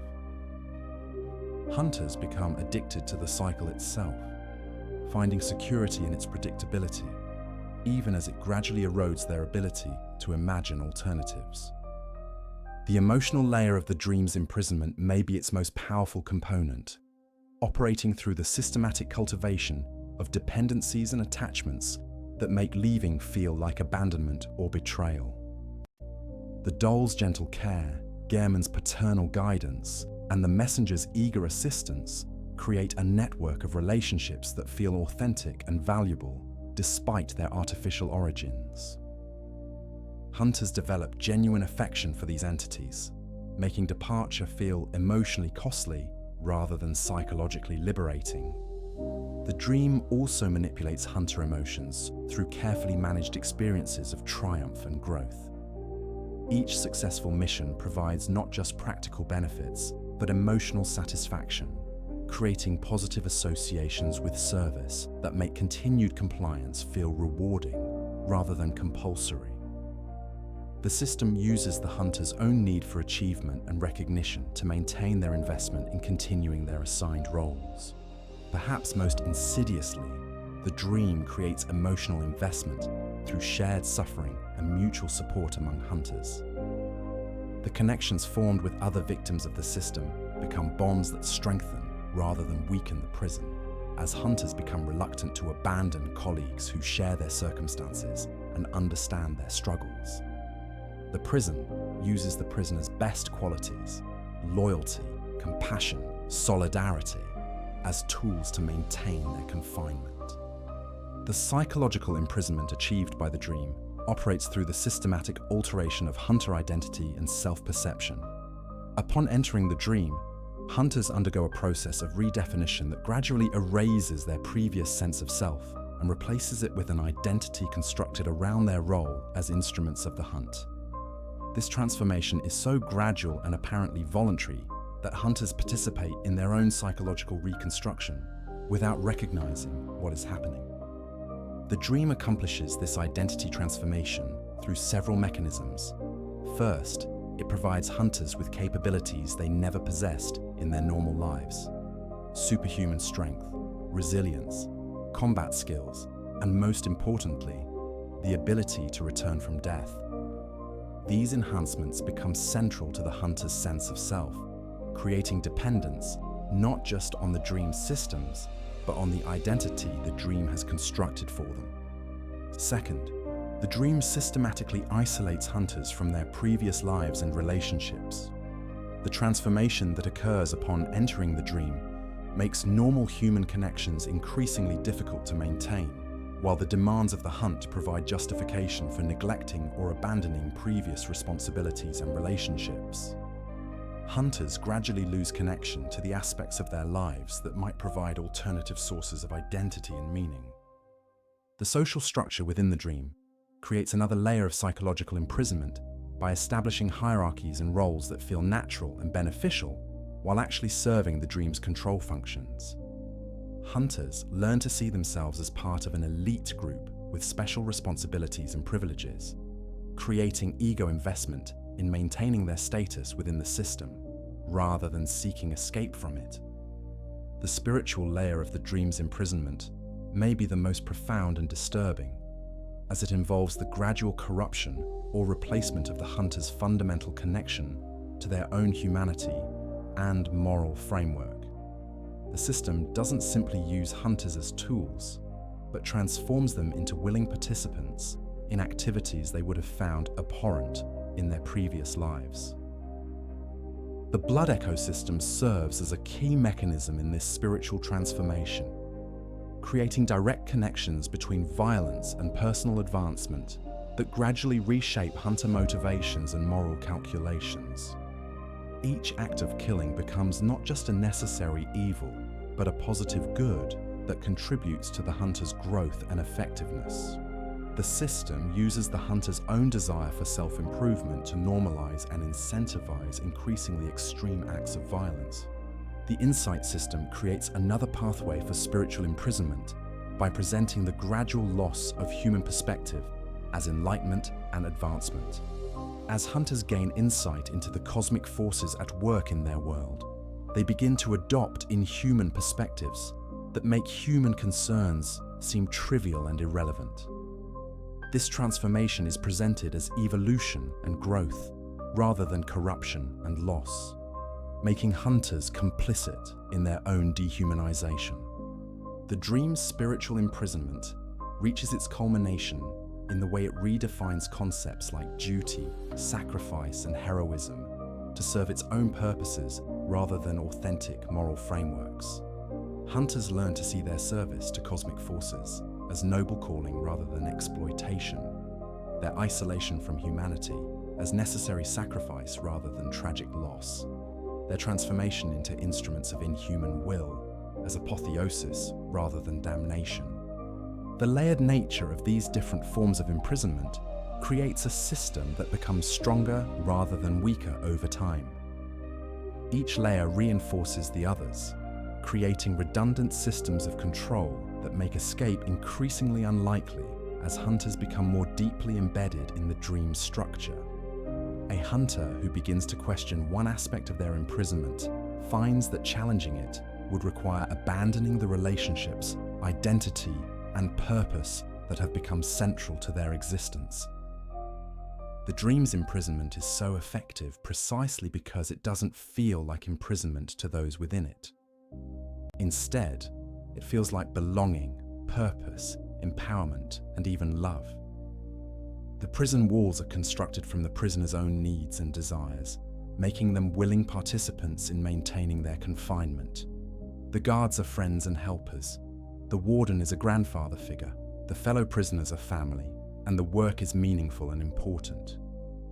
Breaking free from such a system requires not just recognizing its true nature, but being willing to abandon everything that has given life meaning and purpose within its structure.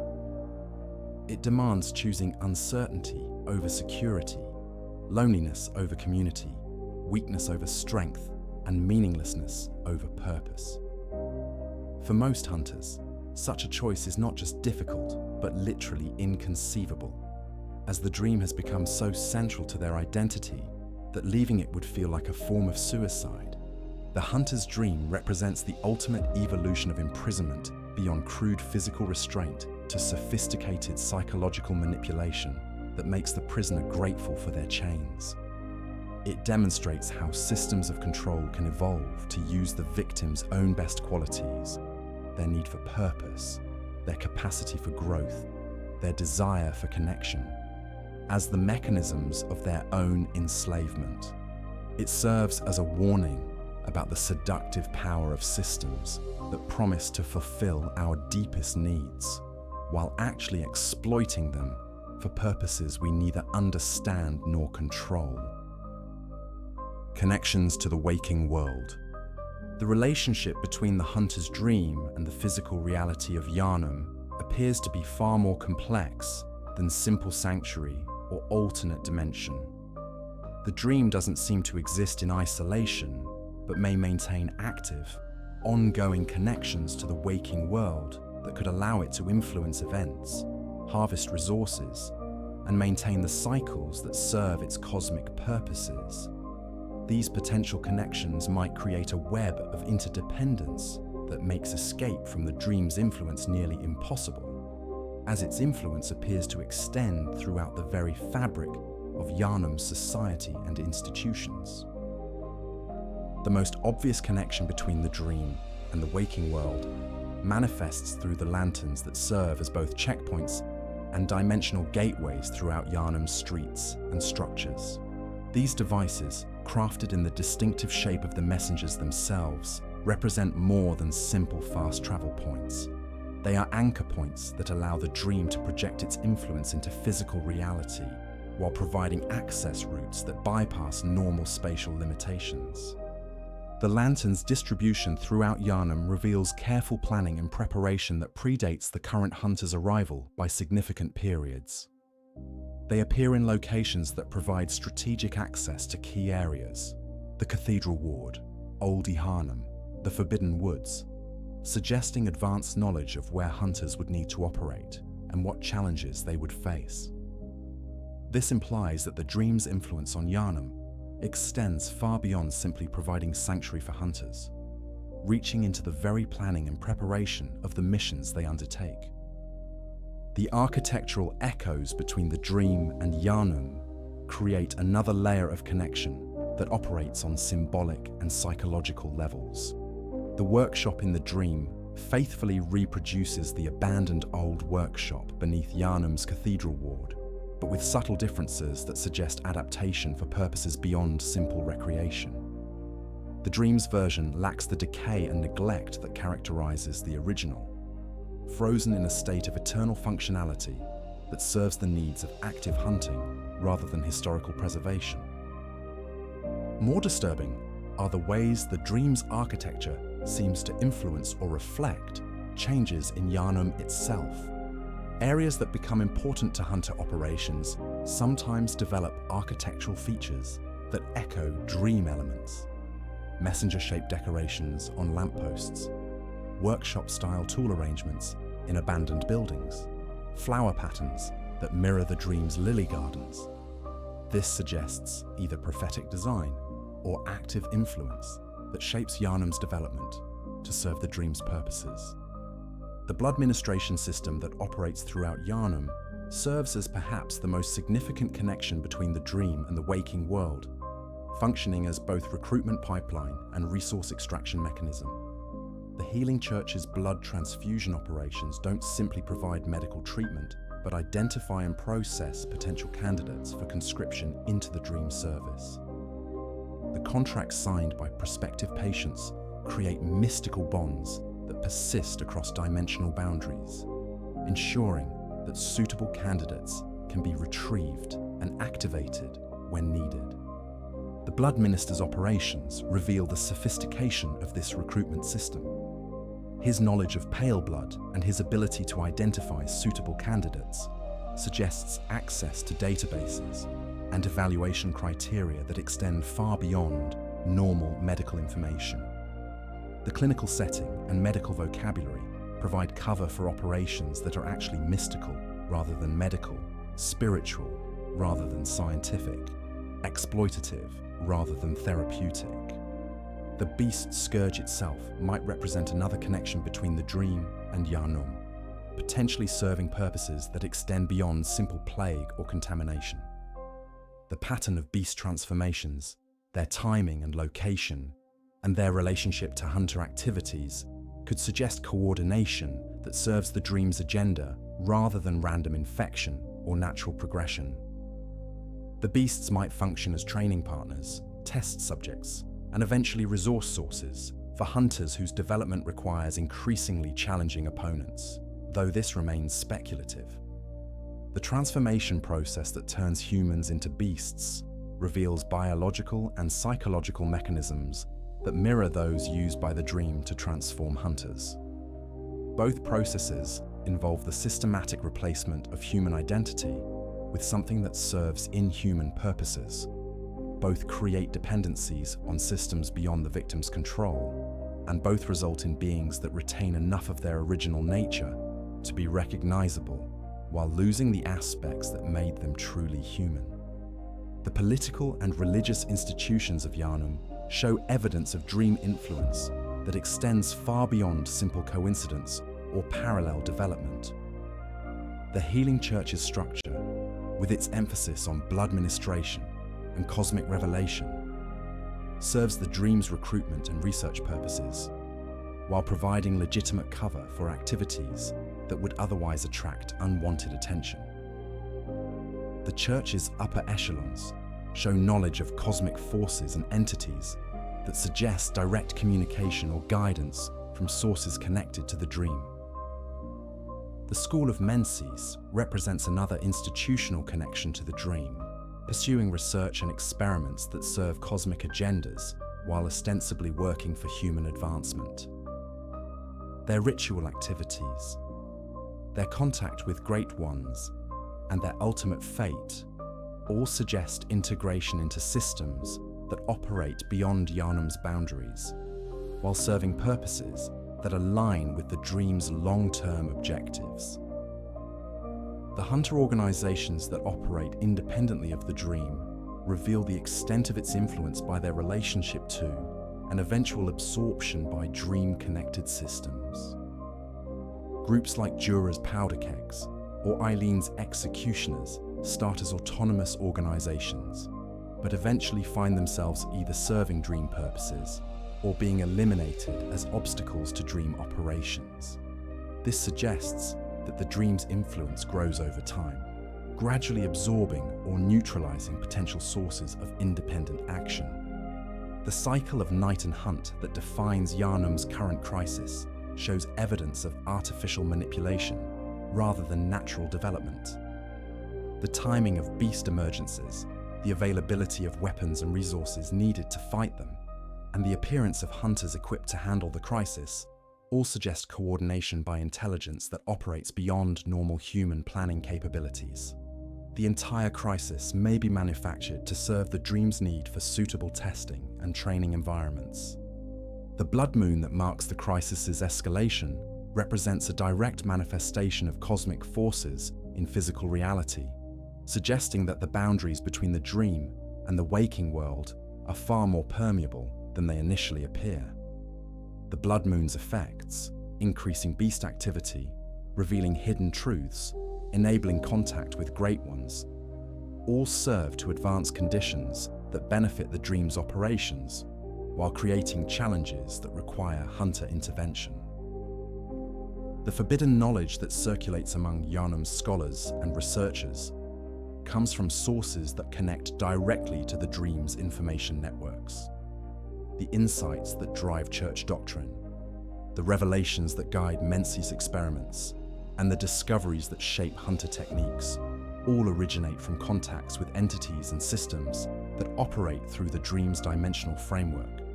This creates intellectual dependencies that mirror the physical and emotional dependencies experienced by hunters themselves. The economic systems that support Gehrman's operations show evidence of resource flows that connect to the dream's harvesting activities. Blood echoes, the currency of supernatural advancement, appear throughout Gehrman in quantities and patterns that suggest systematic cultivation and collection rather than random accumulation. The city may function as a resource generation facility that produces the raw materials needed to power the dream's enhancement and resurrection systems.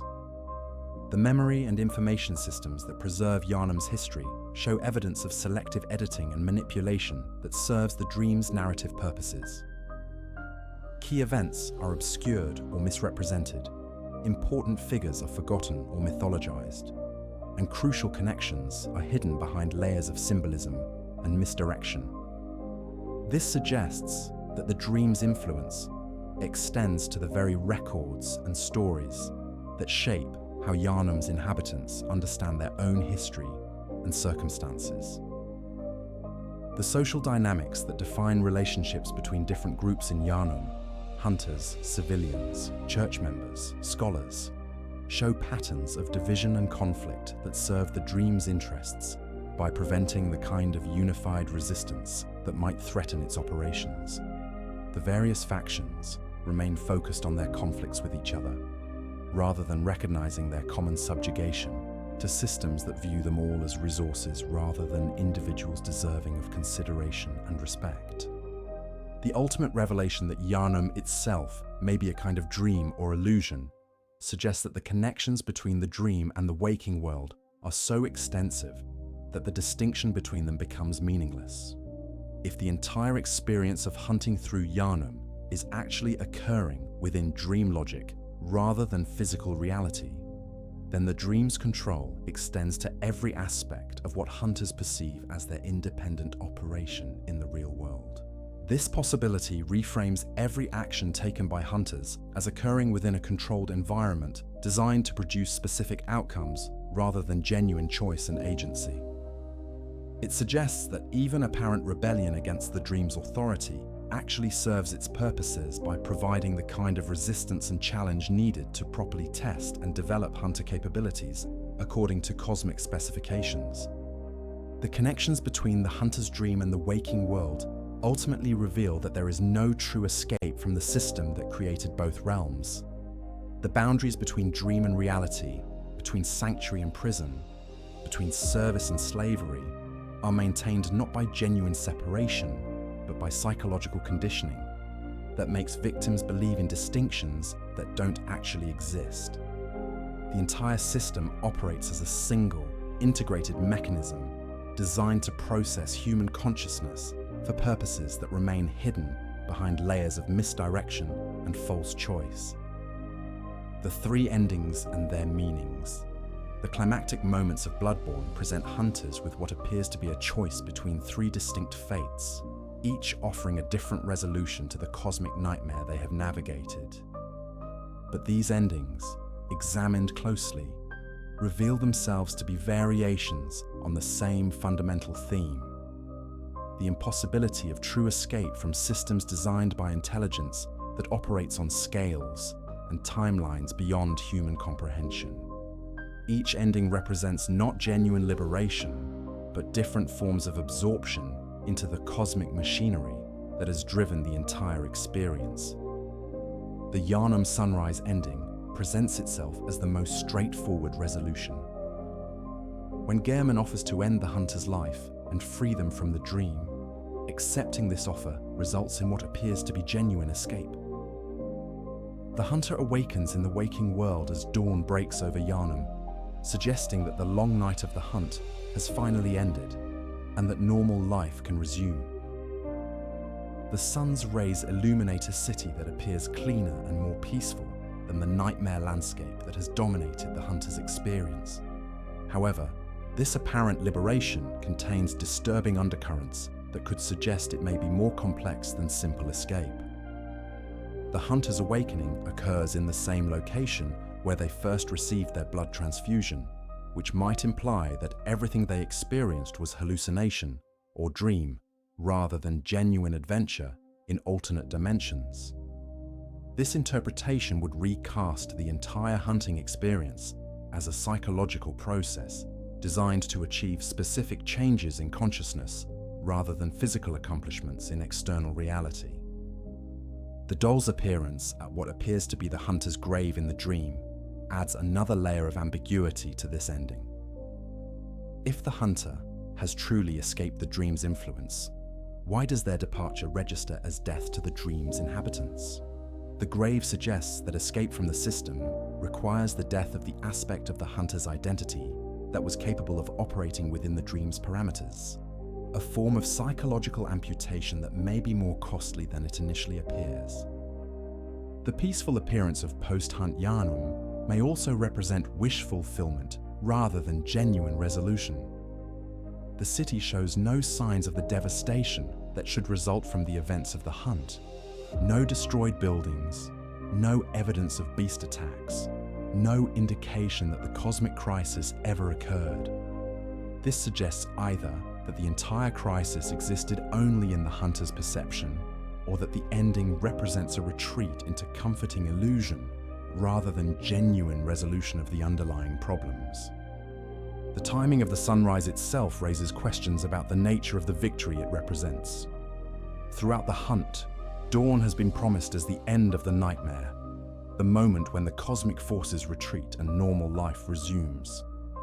But if these forces operate on timescales measured in eons rather than hours, if their influence extends across dimensions rather than single locations, then the arrival of dawn may represent only a temporary respite rather than permanent resolution.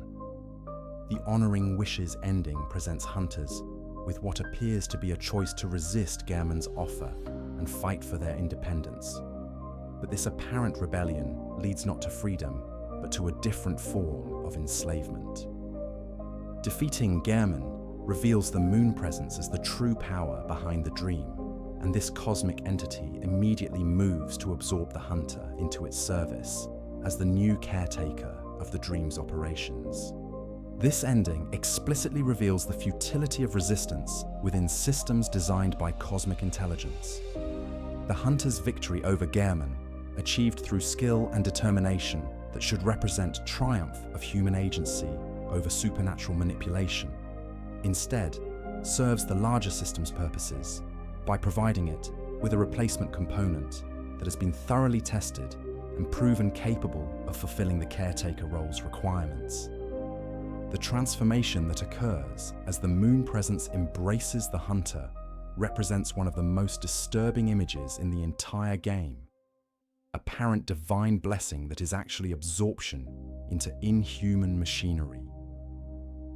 The hunter retains their consciousness and identity, but loses their freedom and agency, becoming a willing participant in the system that entrapped them. They sit in Gehrman's chair, take on his responsibilities, and begin the cycle anew with future hunters who will face the same deceptions and manipulations. The psychological horror of this ending lies not in obvious suffering, but in the way it uses the hunter's own qualities against them. Their sense of duty, their desire to protect others, their willingness to sacrifice for the greater good, all become tools that ensure their compliance with a system that serves purposes they don't understand and can't influence. They become guardians of their own prison, protectors of the mechanism that processes human consciousness for cosmic consumption. The institutional continuity represented by this ending reveals the true scope of the system's operations. The fact that the dream can seamlessly replace one caretaker with another suggests that individual identity and agency are irrelevant to its function. The personalities and experiences that make hunters unique become superficial variations on a standardized template designed to serve predictable functions within a larger machine. The childhood's beginning ending presents the most radical transformation, as hunters who have consumed 3 umbilical cords resist the moon presence's influence and ultimately defeat it in direct combat. This confrontation appears to represent genuine transcendence, as the hunter transforms into an infant Great One and escapes the human condition entirely, rather than simply changing the terms of their servitude to cosmic forces. But this apparent apotheosis raises complex questions about its true nature. If Great Ones seek surrogate children to replace their lost offspring, as suggested by various umbilical cord descriptions that reference Great Ones losing their children and seeking surrogates, then the hunter's evolution could potentially serve the moon presence's reproductive agenda rather than thwart it. The tender care shown by the doll toward the newly transformed hunter might suggest that this outcome was anticipated rather than feared and opposed, though this remains open to interpretation. The loss of human consciousness and identity that accompanies this transformation raises questions about whether it represents victory or ultimate defeat. While the hunter achieves cosmic power and perspective, they lose the human experiences and relationships that gave their existence meaning and purpose. They become something that serves cosmic purposes rather than human ones, potentially losing the capacity for the kinds of moral reasoning and emotional connection that make human existence valuable, though the game leaves this transformation's ultimate meaning open to interpretation. The cyclical nature implied by this ending suggests that the newly created Great One will eventually create its own systems for processing human consciousness, becoming the next generation's version of the moon presence. This creates an endless cycle where each apparent victory becomes the foundation for new forms of exploitation, where transcendence leads not to escape from the system, but to graduation into higher levels of participation in its operations. The ambiguity built into all 3 endings reflects the fundamental theme of cosmic horror, the impossibility of achieving genuine understanding or control when dealing with forces that operate beyond human comprehension. Each ending can be interpreted as either victory or defeat, liberation or enslavement, transcendence or corruption, depending on the perspective and assumptions brought to the analysis. This interpretive uncertainty serves the larger narrative purpose of illustrating how systems designed by inhuman intelligence can make their true nature and consequences unknowable to those within them. Hunters can never be certain whether their choices represent genuine agency or simply the illusion of choice within carefully controlled parameters. They cannot determine whether their victories serve their own purposes or the agenda of forces that view human welfare as irrelevant to cosmic objectives. The recurring theme across all endings is the transformation or loss of human identity and agency. Whether through awakening to ordinary life, absorption into cosmic service, or evolution beyond human limitations, hunters cannot maintain both their humanity and their participation in the systems that have sustained them throughout their journey. The price of dealing with cosmic forces is always the loss of something essentially human, even when the exchange appears to offer valuable benefits. The endings collectively suggest that the entire concept of resolution may be inappropriate when dealing with cosmic horror themes. The forces that drive the hunter's dream operate on scales that make human concepts of beginning and ending, victory and defeat, freedom and slavery largely irrelevant. What appears to be conclusion from human perspective may be simply transition within larger cycles that continue regardless of individual choices or achievements. The three endings of Bloodborne ultimately serve not to provide closure, but to illustrate the fundamental impossibility of closure when dealing with systems designed by intelligence that operates beyond human understanding. They demonstrate how even apparent choice and agency can serve purposes that have nothing to do with the chooser's welfare or wishes, and how the very concepts of victory and defeat become meaningless when the game is being played by rules that remain forever hidden from the players. They stand as final warnings about the seductive power of systems that promise meaning, purpose, and advancement, while actually serving as mechanisms for processing human consciousness, according to specifications that value utility over individuality, function over freedom, and cosmic efficiency over human dignity. The hunter's dream reveals itself in its endings not as sanctuary or even prison, but as a processing facility designed to transform human potential into cosmic resources through methods so sophisticated that their victims remain grateful for the experience, even as it consumes everything that made them human. Thank you for joining me on this deep dive into the psychological horror of the hunter's dream. From its deceptive beauty to its cosmic manipulations, from its tragic inhabitants to its impossible choices, this realm stands as one of gaming's most sophisticated explorations of imprisonment, disguised as sanctuary. If you found value in this exploration of Bloodborne's darkest secrets, please consider liking this video and subscribing to Lore to Horror for more deep dives into the terrifying truths hidden within our favorite games. The cosmos is vast and full of horrors that masquerade as helpers, and together we'll continue to uncover the nightmare truths that lie beneath beautiful facades.